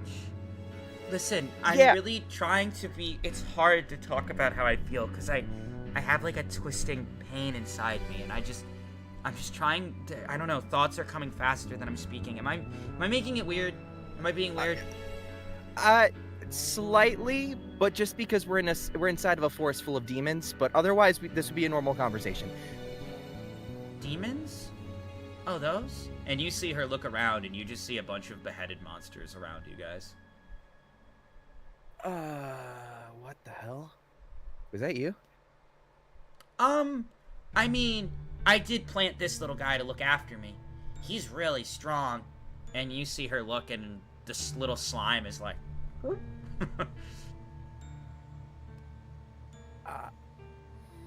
That is amazing. Thank you. What's the little slime guy's name? Oh. I never really named him. I didn't think it was important. That's fair. I tend to get hyper-focused on people, and I kind of forget about everything around me. Maybe I should have thought of a name, since he's always helping me. I don't know, what do you think I should name him? I'm not very good at making decisions for myself. It might come over time. For now, probably just brainstorming together is probably going to be the best case. But, no. Listen. You've been through a lot. Some people just don't know how to handle. They just don't know what to say. You know? Yeah. And it's not you. It's the situation. I'm just gonna be very forward here. What can I do for more of this? Just real interaction. How can I keep this? I don't want to mess up again, like I did with the others. Honestly, just be yourself. I'll try. I don't think Seems there's to keep anything getting wrong me with into you. trouble. Yeah, no, you're doing great. You guys each stand up. Where to? I assume Lupp's not with me because I despawned him, right? You did despawn him, but he can spawn now after a rest. It seems your powers are back as well. Am I at full energy? You are. Am I in a similar spot that I was in when I first knocked out, or am I like completely in a No, you're better. new location? Oh, new location? It's funny that you said that. I didn't know if you were going to acknowledge it, but you seem to be at your stop.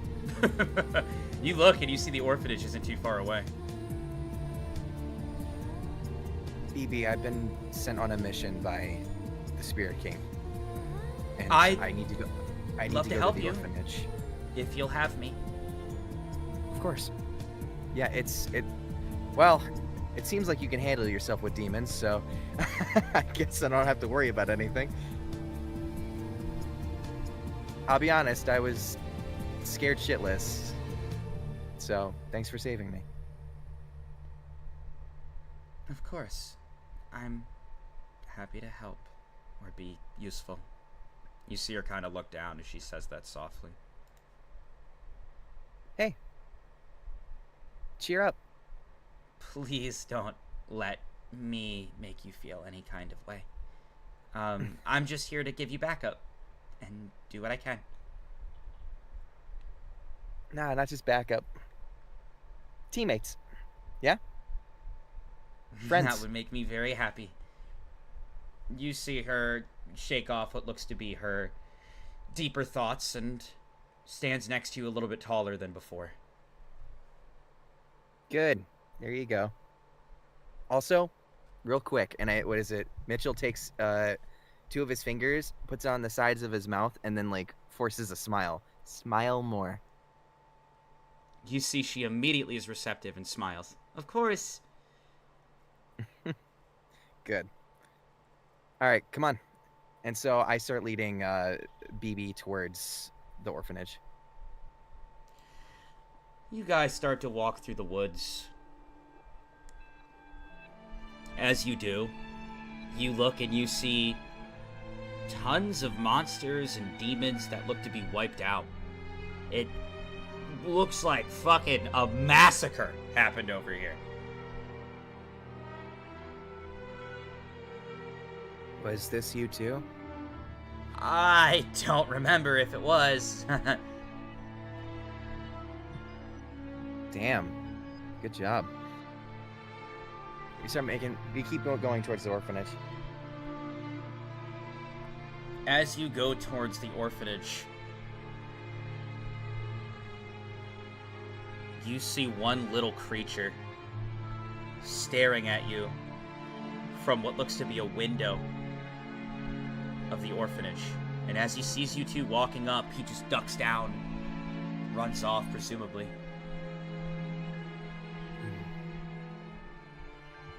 Okay.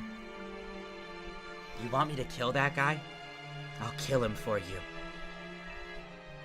Let's see what they're doing. I'll first kill him before- for you.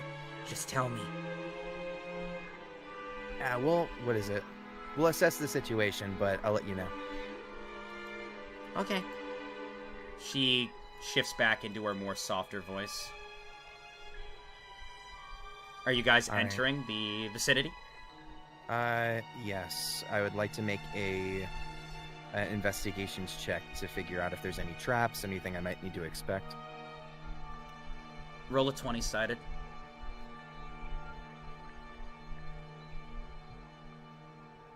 12. From what you're investigating, someone was here, like, recently. Maybe like an hour ago and fucking ran train on this shit. You're seeing monsters everywhere. You look and you see footprints on the ground as well. They look to be fresh. Can I make any use of the size of the footprints? Maybe... Seems to be a man, from what you're gathering. Seems to be a man. Would the different demons around us, what is it, the wounds that they have, would they be that of what a scythe could do? 20-sided?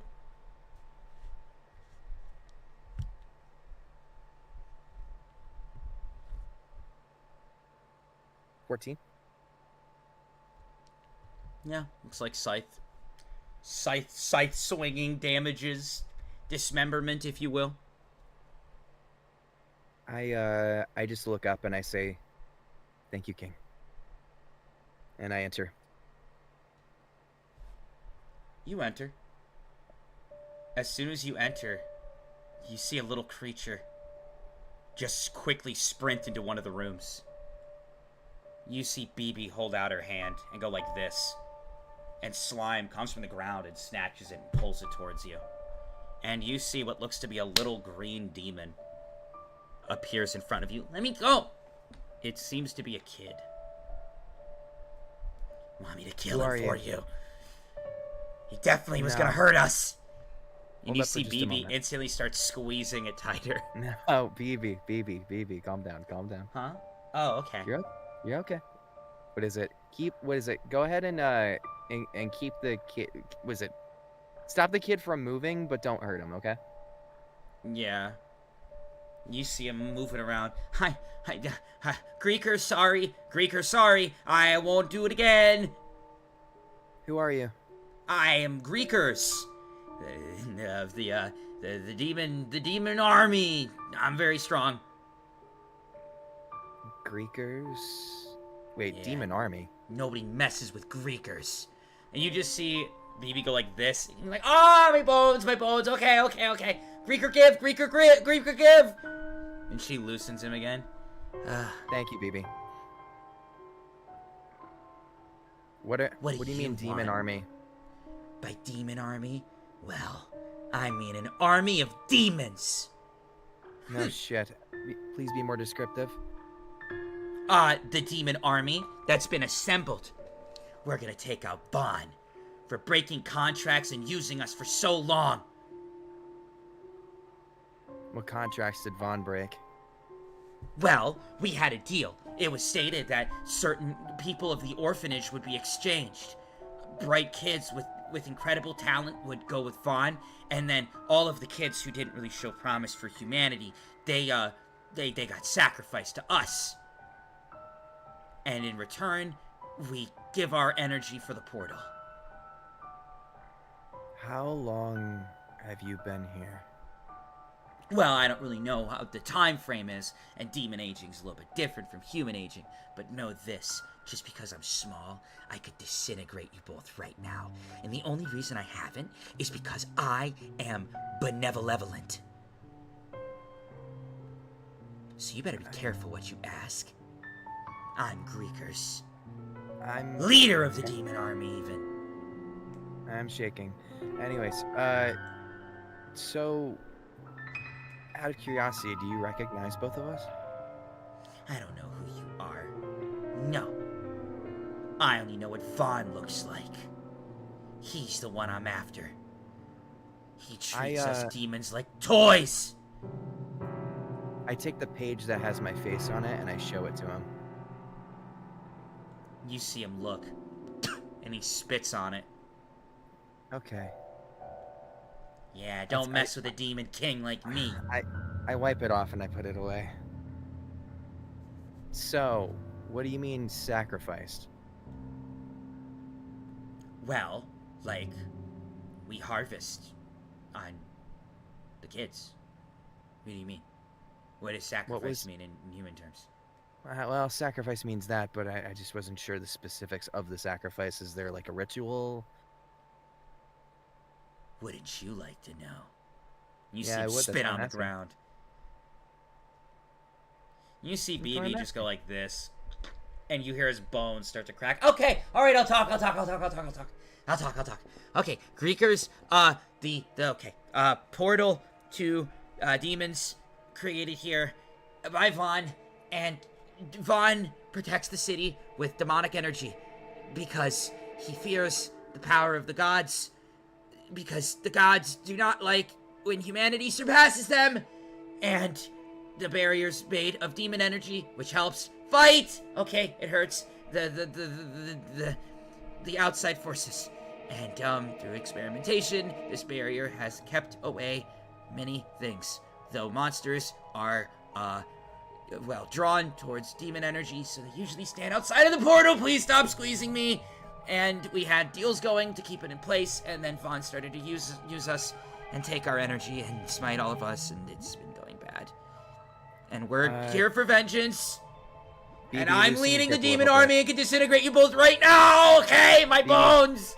BB, loosen grip a little bit. Okay, thank God. And you see her loosen the grip.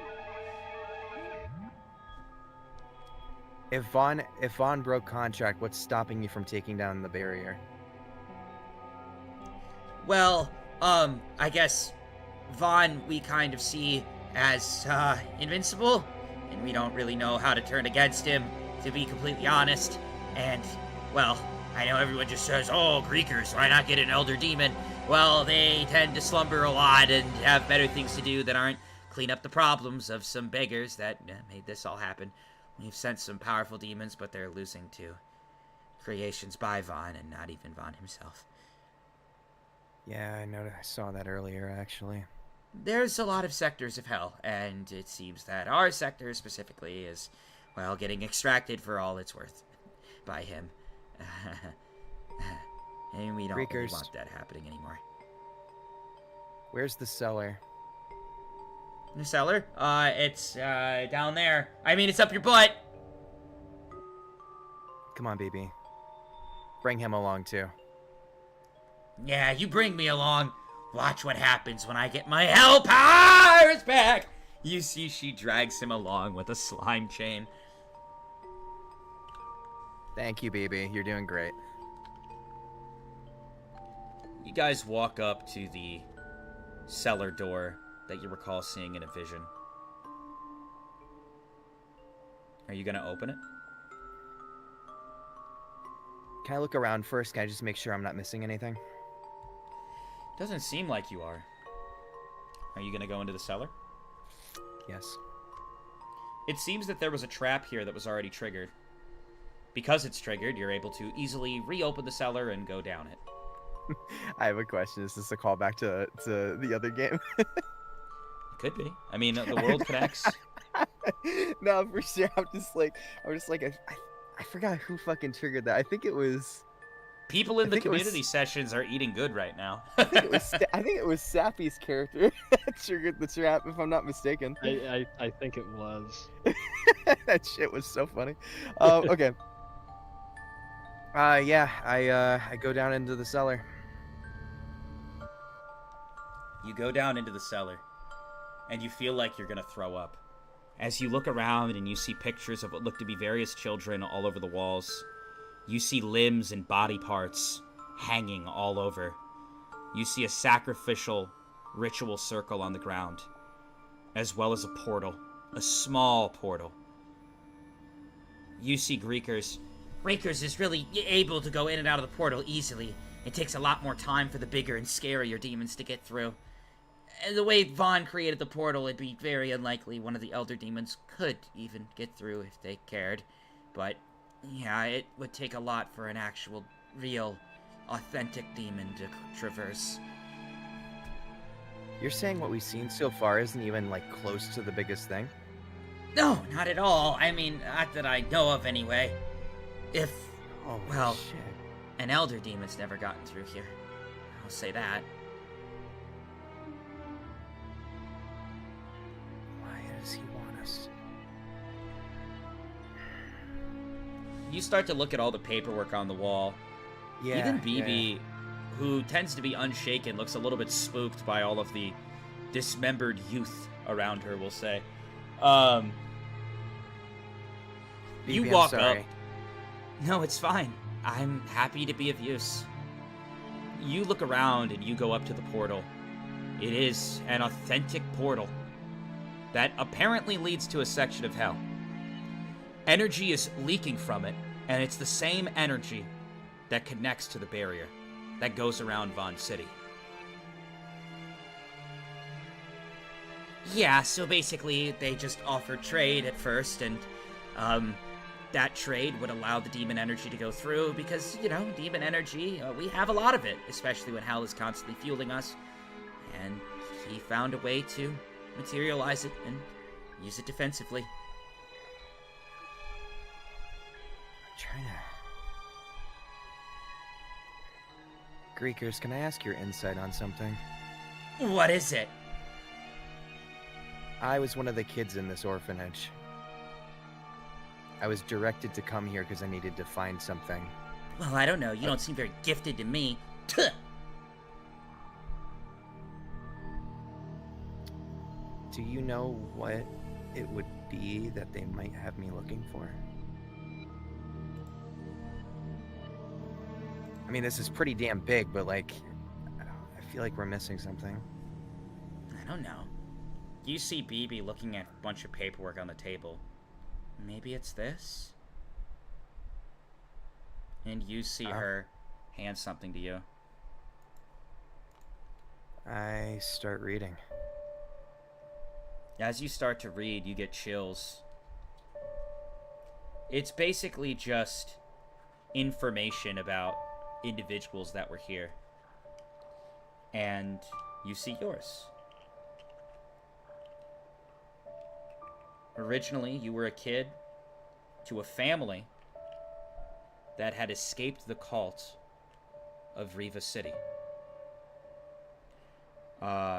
In the City of Rain is where your origin was. After your birth, they said that your hair was so perfect that would be a great sacrifice for the Reva cult and perfecting Reva's beautiful hair color. Parents spooked by this escaped the city, ran to the closest one they could get to, which was the city of Vaughn. Vaughn, however, was very intrigued. Initially promised them shelter if he could take some blood samples, do some tests on you. I mean, we're talking free shelter. And everything that anyone's ever heard about Vaughn is nothing but good things. So they said, of course. That should be fine, as long as we're present for it. Unfortunately, Vaughn pushed a little bit too far with some of the stuff that he wanted to test.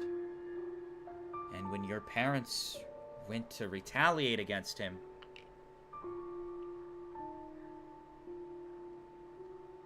he made them disappear.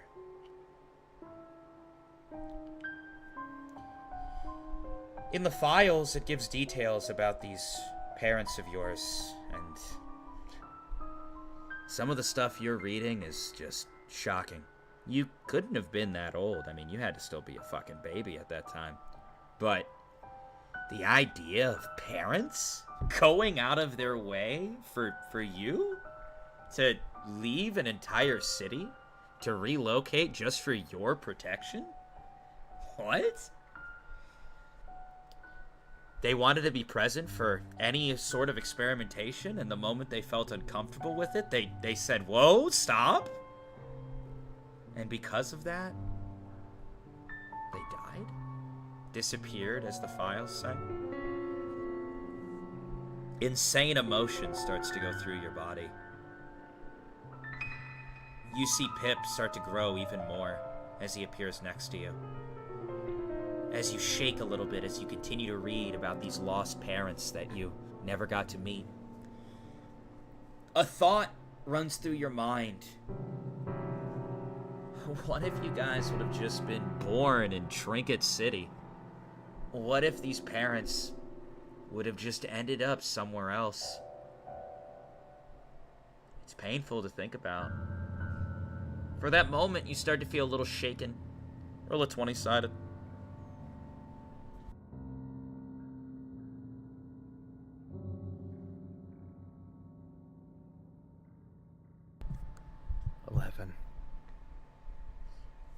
You're able to hold yourself together for now and continue reading. It shows more files. How the child would no longer be here. Too many things happen, and there's too many variables at this orphanage. I mean, there's a literal fucking portal to hell. Vaughn is using demon energy, taking full advantage of it, wiping out demons.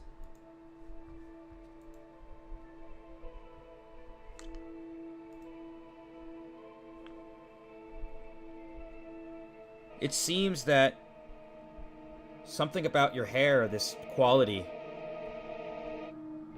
blood, genes, energy, that the Reva cult was very fond of. A mysterious cult that Vaughn has wanted to explore and understand for the longest time. In this giant chess game, he's played his piece as well. But the Reva cult and its power will forever be an enigma. It seems that there's some files here about Vaughn and his great distaste towards the gods. The fact that there might be a goddess there. Seems he's not fond of that either. So he created a special program for children who had any amount of potential that the Reva cult would be interested in. A new form of experimentation that would exist right there in Vaughn City. Greed. Overwhelming greed. One of the biggest sins of humankind. He would use that to his advantage, and the less fortunate who have a hard time living day to day in his city. He would use them. And a kid by the name of Philip Mitchell would be dropped off at a very young age, with memories erased due to Vaughn's actions. He'd be dropped off at a family who would use him for all that he's worth. They would reap all the benefits, and you would endure all the experimentation and all the struggles. You've always had ideas about humankind. You've always had ideas about what's right and what's wrong in people and their actions. But reading this factual information, it gives you chills. A feeling like no other. A euphoric feeling almost. That the decision you made to kill your parents was the most correct decision you've ever made in your life. More power flows through you in this moment. Your aura grows even further. However, as your emotions get stronger, and your past sins that weigh you down feel validated,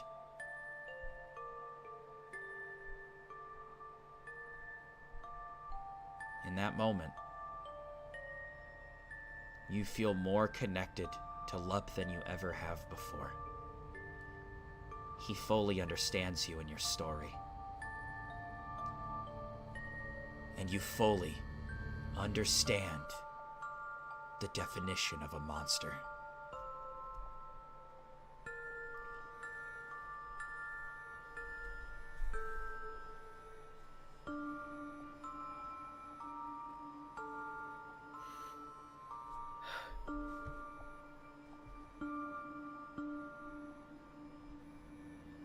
You see BB walk up behind you. Alright, you okay?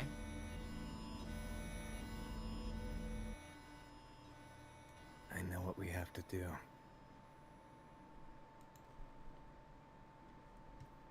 What do we have to do? I would love to help you.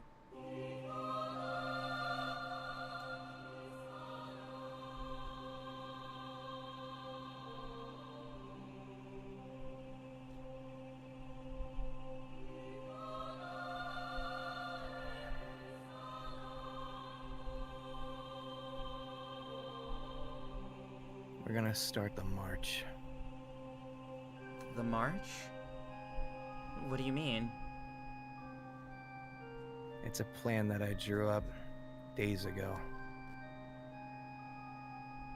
It's a last resort, and I'm gonna use it.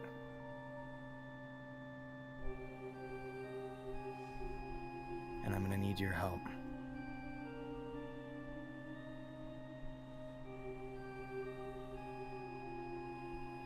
Interesting. Maybe we should take a moment first, and then you can tell me about it. Or at least get out of here. It's kind of creeping even me out. Yeah, let's go.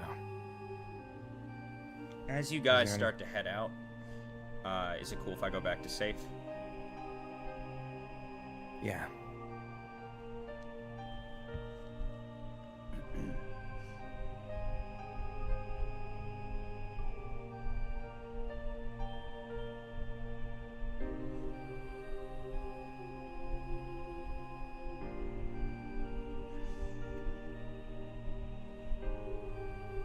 Alright. I'm gonna go back to safe. Yippee! The March, we haven't even done the January and February yet. Yeah. Also, I see some people saying another evolution. It wasn't another evolution. There's only one evolution per spirit. But that doesn't mean that a spirit is at its full power. It's more emotional connection, at the very least. More mutual understanding. But there was a growth in aura, for sure. Just like when a Pokemon evolves, it can still level up. Anyway. Safe. You see Reva looking at you. Is there more that you wanted to talk about? There is, but I'm a little bit worried, honestly. I mean, while you were asleep, we kind of got attacked by... I don't even know what to call him. Number 7, maybe? The chameleon, in any case. Can I ask you a question? Yeah. Of course.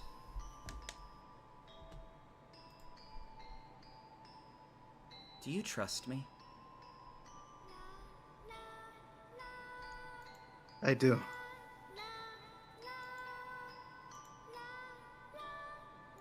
Do you resent me at all for what happened on the roof?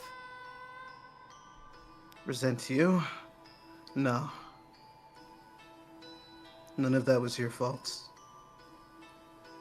You didn't choose to be like this. Would you resent me if I told you that I don't want to take action right at this moment? I just want to hold your hand and lay down with you a little longer. We could just talk about things. Your favorite things. I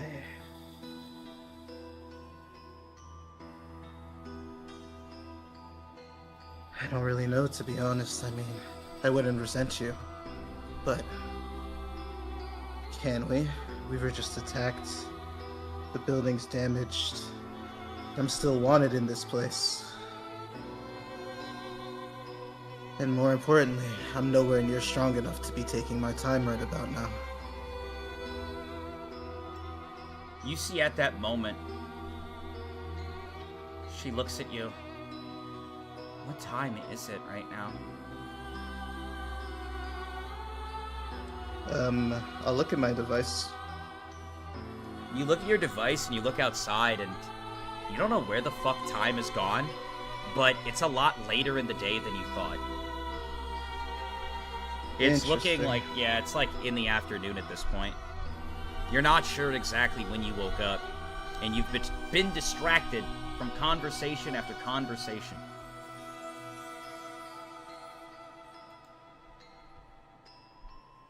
While I have my device in my hand, out of curiosity, is it functional right now?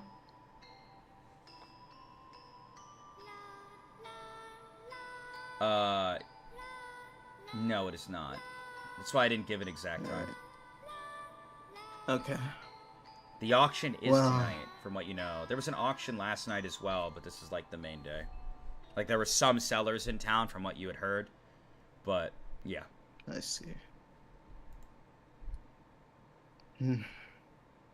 I suppose we can stay here until the auction. I had intent to investigate it myself. I don't think a break would hurt. You see her lay down. Please join me. And I will. You lay down in bed next to her and you two hold hands. She has a big smile on her face. So, I guess this is the part where I start to answer your questions. Yeah. So, I guess the first question I have is... Could you tell me about myself, I guess? What I used to do, who I used to be, where I came from?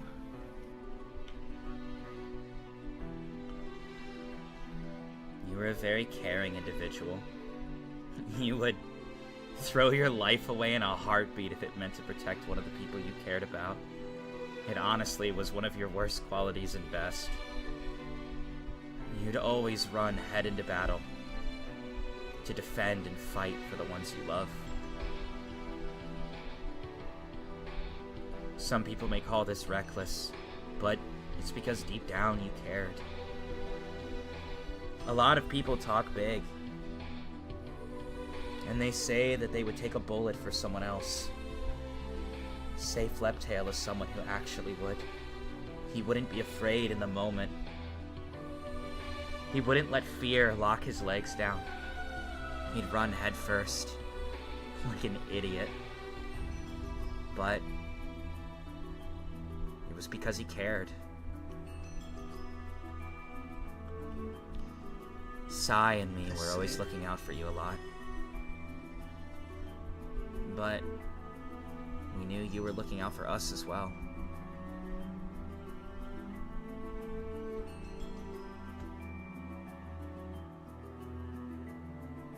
I see.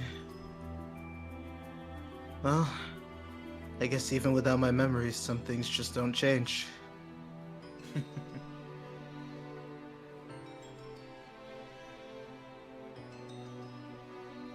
Honestly, this doesn't feel quite fair to me. You might as well ask me some questions while we're here. We can take turns. What hair color do you prefer on a person? Hair color?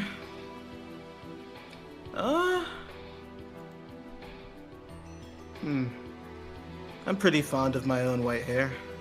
So, whites, silvers. And of course yours. I prefer white hair. Even though some people correlate it with old age, I think being able to grow old with the ones you care about and love is a beautiful thing.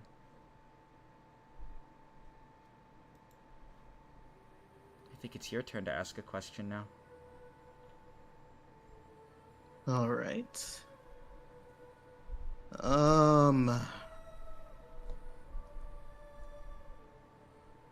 My training. I have, like... My body knows how to move in a fight, but I don't really have much memory of my training. Do you know how I guess, ended up like this? Memory of your training?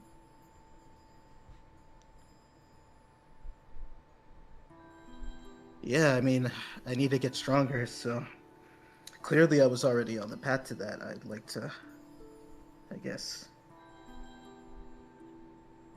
To be honest, Sai did a lot of the fighting, and you backed him up a lot. You were someone who were his eyes where he couldn't see. He was incredibly talented. And you were kind of fumbling around on the battlefield. His body was quite refined, built for the blade for sure. Whereas you... you had a much more frail constitution, it seemed. Much more on the weaker and sluggish side. But I like that about you. You're you.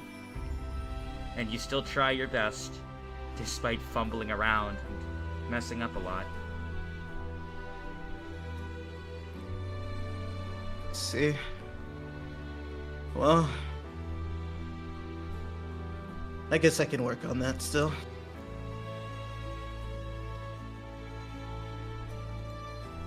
My turn to ask a question. If you had any wish, what would you wish for? If I had any wish, well, I guess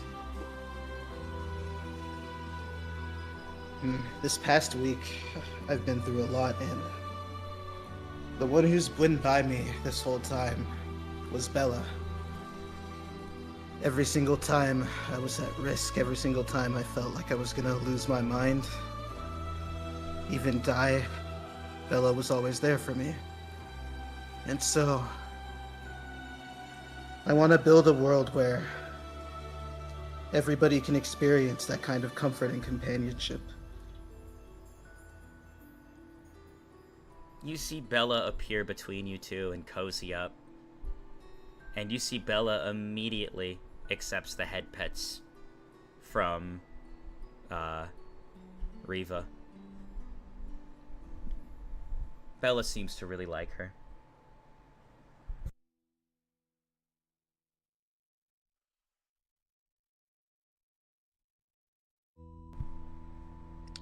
So, I guess it's my turn.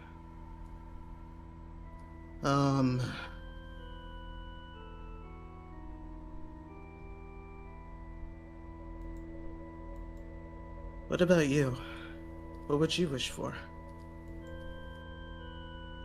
You see at that moment she's not talking. She's just staring with a blank expression on her face. Reva? You see her sit up. She doesn't blink, she doesn't say anything, and her body starts to move and walk towards the door. Grab her. You go to grab her and you feel an electrical charge zap you, and you get forced back away from her. I guess that's all the time I get then. I'm gonna try to follow her. She walks out the door and starts walking towards the elevator. Yeah, I mean, I'll follow her for now, but... You see the elevator start to close, and as you try to enter it, roll a 20-sided. Alright. An 8. You get zapped and sent backwards into a wall. You see the elevator starts to go up. Interestingly enough, you thought that she'd be leaving the building, but it says rooftop where it's going. I am going running to the stairs. In fact, I'm hopping on Bella and running up the stairs.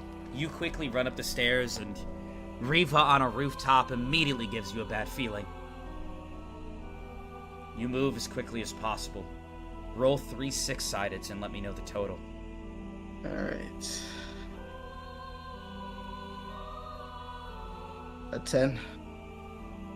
You move and move and move. As you come up to the rooftop door, you hear a voice you don't think you've ever heard of before. Would you like to kick down the door, or would you like to spy from a distance? I hear a voice from behind the door. Yeah, it sounds like two people are conversating. Okay, I will try to turn invisible the same way I did earlier and completely mask my energy and listen before I kick down the door. 20-sided. Alright. Please, dice. It's a 9. Okay. You go invisible, and as you're powering it, the rain comes down hard.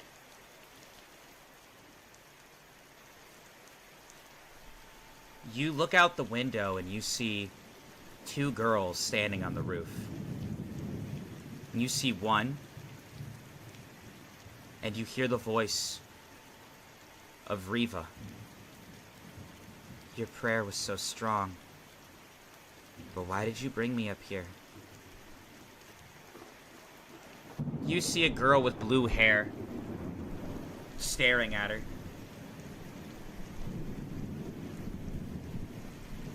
You're still walking around with that name. Do you really think the title of Reva is yours, when I've taken over and I've done all the work up to this point?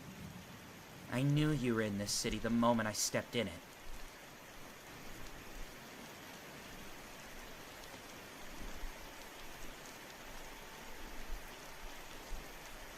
You see rain trickle down on the 2 girls as they stand there face to face.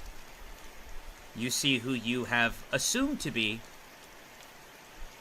well, I guess you would. I don't even know if you would assume this. I mean, it's just a blue-haired girl. Do you know? Does Safe have any knowledge of Rivana? No. I do not know who this is. All right. I don't even think I know she exists.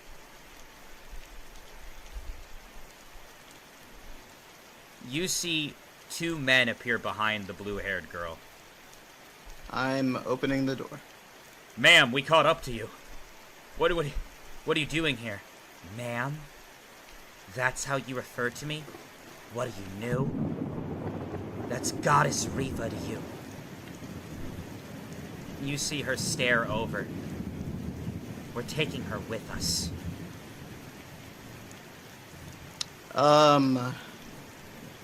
Can I try and quietly open this door?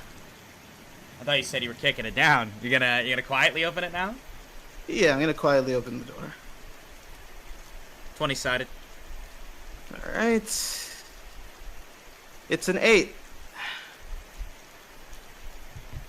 You kick the door down.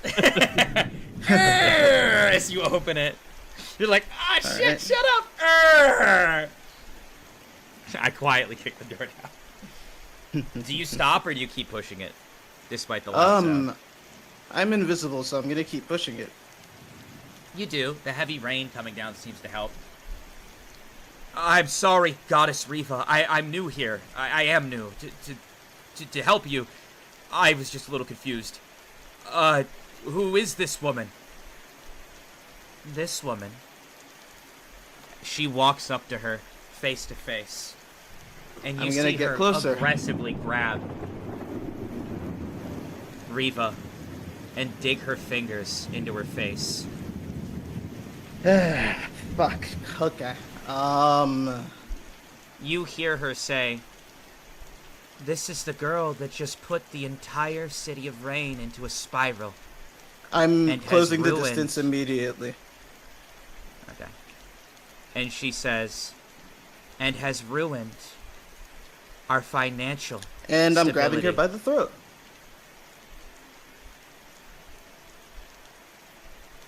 All right, well, I just want to make sure her monologue was said. So, in case Okay. everybody... I assume you're moving towards it. But you see her grab her by the mouth and say, "This is the girl who ruined the financial stability of the City of Rain and will be taking the fall when we get back."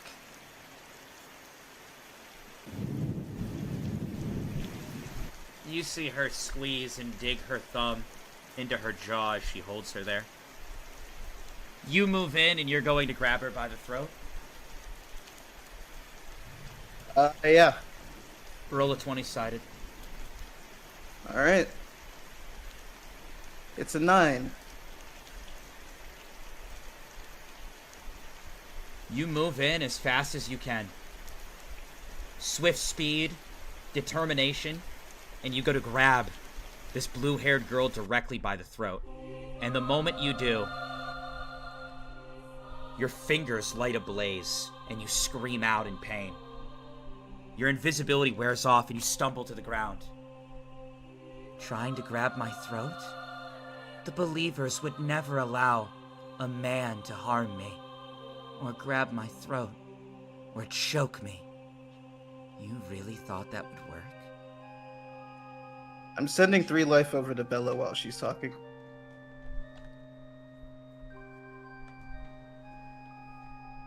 Capture both of them. You see Bella quickly stand next to you, and for the first time, she doesn't listen to you. She actually grabs you, hoists you up, and tries to escape. Do you say Bella, anything what are you to her? doing? Why? That's right. This creature that stands next to you, it understands someone who has the power of a god. You don't know if it's the connection that Bella has to the Spirit King, or someone who has an understanding of otherworldly powers. But for the first time, Bella is scared for you, and is trying to get you the fuck out of there. But if you scream out to her once more, maybe she won't do this.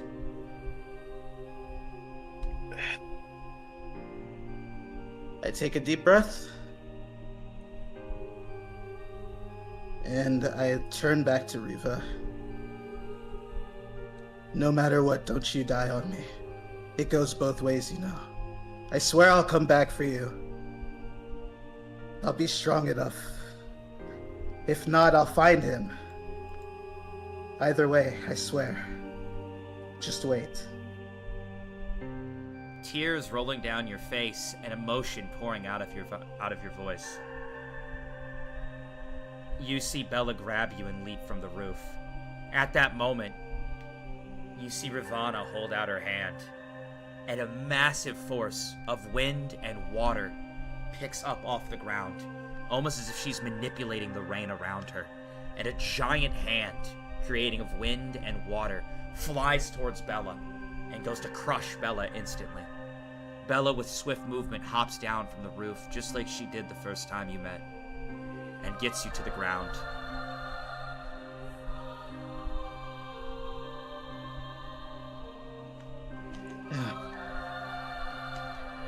Well, looks like it's just me and you again, Bella. Where to? You see Bella look to the barrier that has been lifted. You guys are able to walk.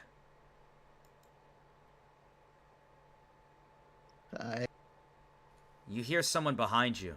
Hey, are you alright? I'll turn. You look and you see big dude standing there. I don't know if you remember me. My name's Rex. I wanted to explore the auction, but all this rain, I had to come check it out. I'm a fan of water. You're Mitchell's friend. I'm supposed to be meeting him soon. You heading there? I see. Yeah, I wanted to look at the auction myself, but honestly, it doesn't really seem like a good time to be in Vaughn City. Alright, well, where to? You gonna head to the Oasis with me? Yeah. Sounds like a plan, I guess. I'm safe, by the way. Rex, hey, put it there, man. Also, your friend is a hell of a fighter. You see him look down at the tiger. I understand it now. I guess you're a hell of a friend. I'll take his hand. You guys shake hands. Sayless. Howdy, howdy. You somehow hopped aboard the caravan, which is now on the rails, and it's heading to the City of Rain. Is Cole awake at this point? No, he's still unconscious. You see, forming out of storm and rain, Goddess Ravana reappears on the caravan. And she appears next to Kotal. And she runs her hand down his face. Reunited at last, brother. You see her look up towards you. Riding with us, are you? Is there something you need from me?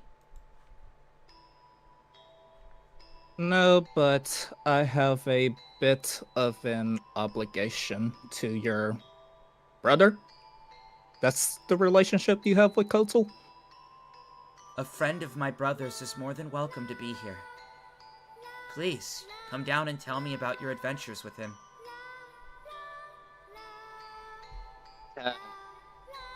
I guess I'll go down and start talking to her, I guess. My name is Goddess Reva. And yours? Sayless. Nice to meet you. Wonderful. It's a pleasure to meet you as well. And I'm assuming you're going to tell her of your stories up to this point, but maybe leave out some of the bits where you and Kotal maybe didn't get along? Yes. Yeah, I'm going to do that, and at the end of the summary, I'm going to be like... But at the very end, I'm trying to, at the very least, try to become They're friends with Kotal.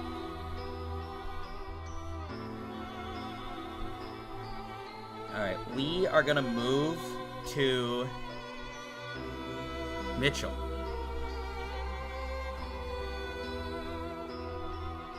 Understood. Mitchell. You end up getting out of the house. I wanted to ask, what are you guys doing with Greekers? That's a good question. Greekers. Yeah, what's it to you, boy? Little bitch-ass boy, little boy standing there in front of me, boy. This army that's coming together. In order for it to see its mission through, what would you need? Oh, the army? They're freaking dead. Look all around us. That's most of them. I mean, that was only the scouts. We still have some people on the backup. But we're wondering if maybe we should just get an Elder Demon at this point. Processing it through is the problem, though. We would need a bigger portal. And where would I get one of those? You would have to talk to Vaughn. Understood. And the only people Vaughn really talks to are people that he's doing buy and sells with, people he takes a personal interest in, and I believe detox members. At least that's what the files said when we were looking into them. Yeah, I had a feeling. Well, you see Greekers. BB look over to you. Hey, I've done a good job, right? You've done fantastic. You see she holds out her arms, expectant of a hug. I give her a hug. You hug her. She seems pleased and satisfied. So, what were you talking about earlier? Oh, firstly, let's let Greekers go. Greekers. Yeah, what do you want? Apologies for everything up to this point. Huh? You're apologizing to me? A human? That's right. Well, I mean, yeah, I guess. Sure, apology accepted, human. Glad you've seen the great power of the Greekers. You see, BB, can I kill him? What? No, you don't want to do all that. No. Our interests are aligned. So please, go back to the army. Convince an elder to take the plunge, and I will do the rest. An elder? Me, little Greekers? I'll try my best. You're smart, see him. right? You'll figure it out. Yeah, I said you're smart, right? You'll figure it out. I'm smart. Yep. I'll do what I can. Find a fucking elder. All right. You see him just mumble something to himself as he runs back through the portal.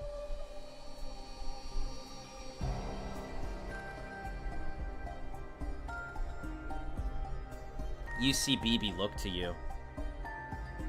What's going on? You're gonna bring a demon here?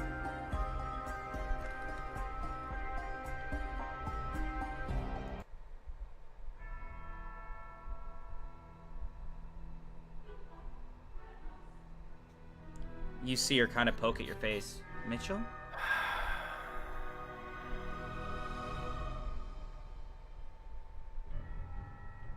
Okay. I get You it. see her kind of look at you. You okay? I look at BB. We must start the march. I don't know what that means. I'm sorry. This plan is very specific. It's very particular. If you're going to help me, you have to follow all of my orders down to the letter. Of course, I'm here that? to do whatever you want. Yeah. Whatever you need. I just want to be useful. This isn't about winning the death game anymore. What's This it is about the fate of the world. It sounds a little theatric, but I believe you.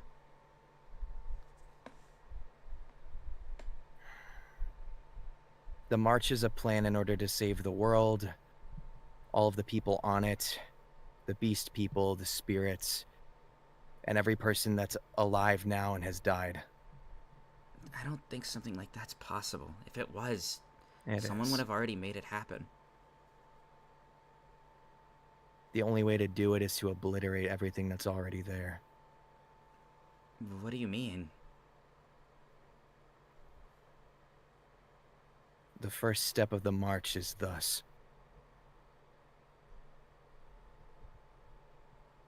We will destroy Trinket City. You see her look completely perplexed. Trinket City? Why? I mean, not that I am mad at you or anything, I'm just confused. I would have been more expecting of Vaughn City or something. It's the only way.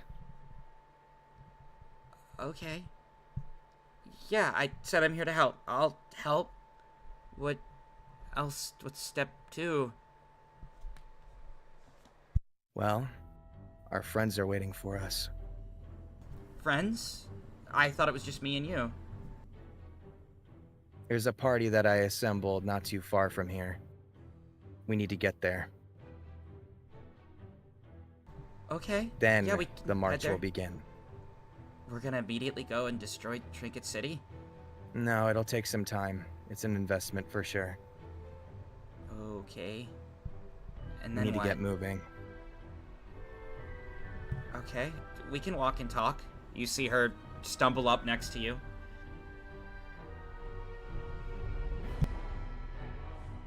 As Again, you I guys can only- walk, Go ahead. she looks to you. Is there more after that, or am I not allowed to know? For now, it needs to stay under wraps. Okay. But don't worry. You'll know in due time. Is there anything else? If everything goes according to plan, we win the killing game and we save everyone. I'm just confused how Trinket City's destruction leads us to that. I mean, we'd be helping Vaughn and the City of Rain.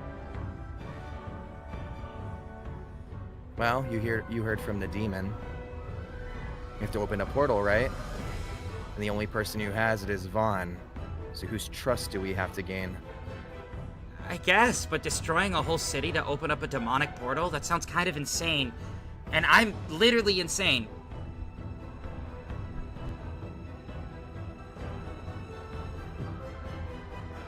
All in due time. Just be patient.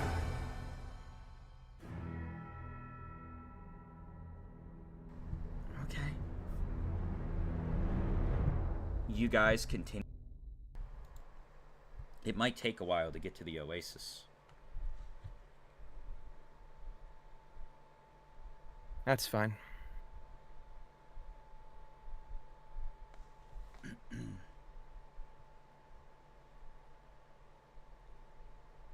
Let me do a roll real quick.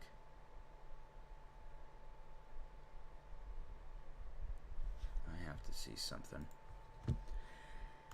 This is not a roll I expected to make. You've surprised me, Mr. Mitchell.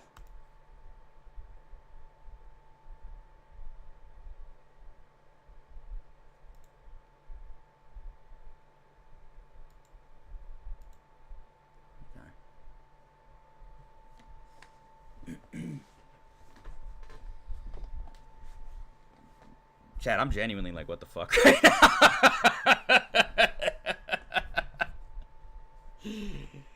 The destruction of Trinket City? What the fuck? Bro, Oh, it's man. over. It is so over. Boom!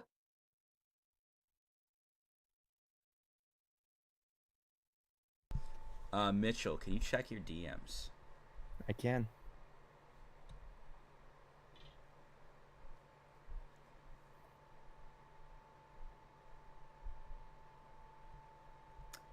Well, sorry, chat, that I went quiet. I was just so perplexed by everything I just heard.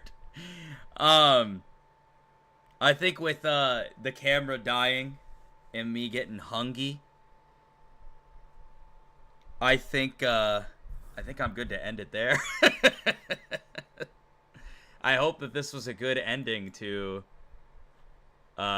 season 2. I hope you guys had fun watching and enjoyed everything that happened in this session. It's so over, dude. It's so over. Cliffhanger insane, bro. Little bit. Brother. 2 more hours, I beg. Fuck no, I'm so hungry, but I want it now. The sprites were awesome. Let me just say, Dakota, the sprites were sick. I saw that. I was like, oh, that's badass.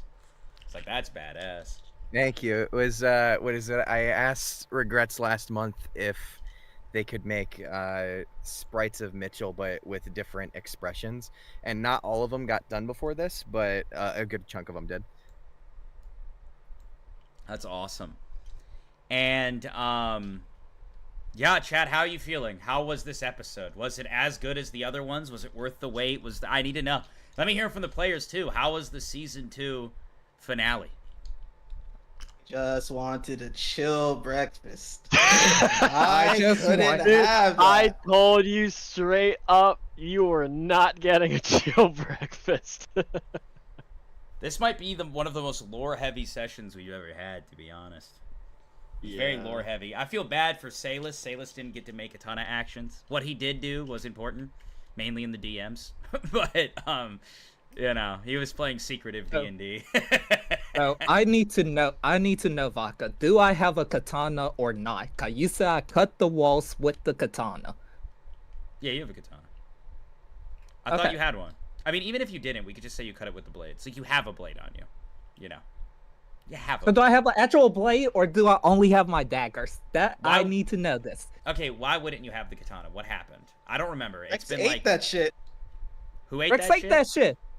Yes, Who did? Rex. Oh, that's a fucking And- W.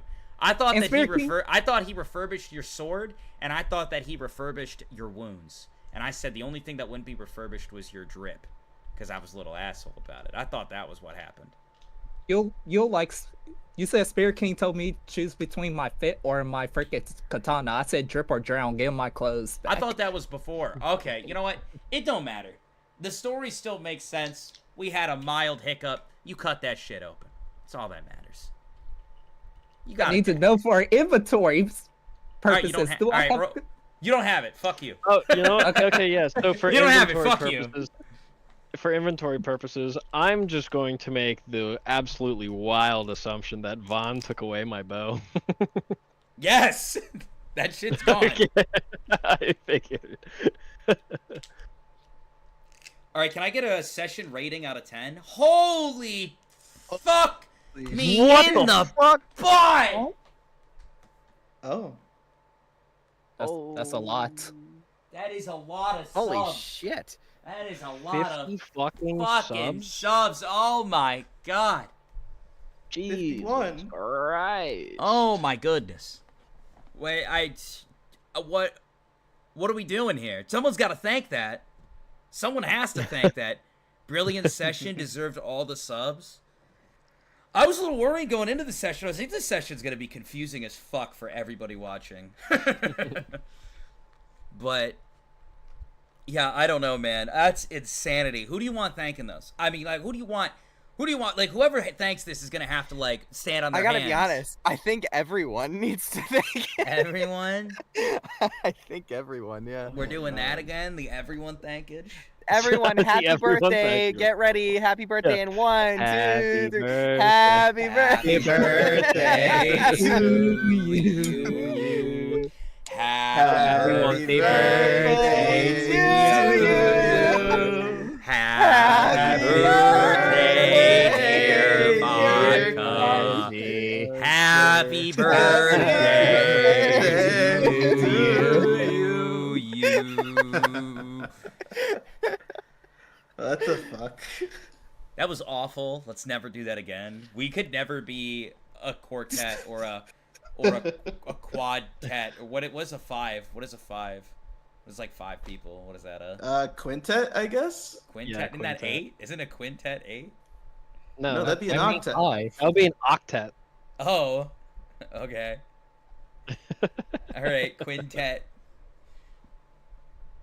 Look at us, the quintet. Thank you so much for the 50 gifted. Absolutely insane support. I appreciate you guys. Abby was the one that gifted all the subs and did specifically request Mitchell to thank you. Oh, okay. shit. How do you want me to do that? Especially after what we did in this session. Like, I will. But okay. Please educate Mitchell on what a birthday is, Dakota. Got it. Yeah, how do you want me to say the thank you? Is it gonna be like marching with the subs type shit?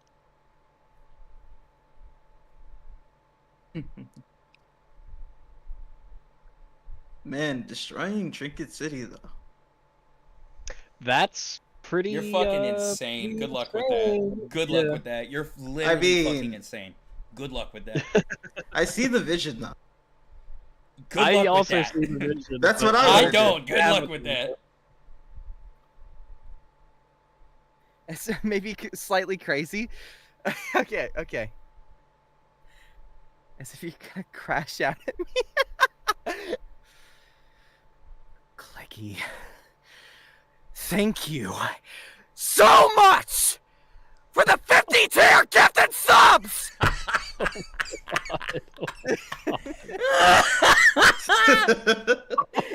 God. What the hell? So fucking angry. I'm on vocal rest for the rest of the weekend. I'm good. So am I, dude. Actually, I am streaming tomorrow. I am Thank streaming you tomorrow so every much. fucking day. Oh man. Yeah. But what I'm course. gonna try to do while we are on break, because I'm taking a break, I want to make sure that the D&D campaign continues to be perfect and every session continues to be wonderful for everybody involved. I am probably going to take next Saturday off at the least. I don't know if we're going to be off for 2 Saturdays or 1. I kind of got to see how things unfold and how the writing unfolds, because with the recent information I have, it's going to be a lot. I like to go through between seasons and kind of like refigure out where each character is, and I'm talking every character in the game, not everyone that's been introduced, because while they're doing their stuff and making plays, there are still characters dying and actions being taken behind the scenes, and I like to go between each of the seasons to do like a hardened reset to kind of figure out where we're at. So that definitely will be occurring, and this will be the season 2 finale, and I think it's a good spot to end it. There is a lot of moving parts. I mean, this session had so much to take in. Fucking the return of Rita. I mean, Vaughn is still doing Vaughn things. We got to hear the Vaughn backstory. The Campione were there. We got to see more of Detox. We got to fucking... we had the cutest fucking moment between Reva and Safe, holding hands together, asking questions. I was like, oh my god. Dear God, there was just so much. The break-in, the fucking exchange between the puppet and what happened with Crimson. Huge decisions were made regarding Crimson. We'll have to see how that unfolds later. But, oh my god, fucking Z remaking an appearance. The appearance of fucking Riften, dude, it was a season finale if I've ever heard one. It was just nuts. And then don't even get me started on everything with Mitchell. Dear God, absolutely insane. Dude, I'm so like upset that I was like, I was gonna turn around and it was gonna be like, oh yeah, dude, like I'm going with Rita, fuck you, and like they were all gone. It's like, are you fucking kidding me? And then Vaughn was just like, here you go, put him in the crate, and it was like, oh man. Dude, I love Vaughn. Low key, I think Vaughn's fucking great.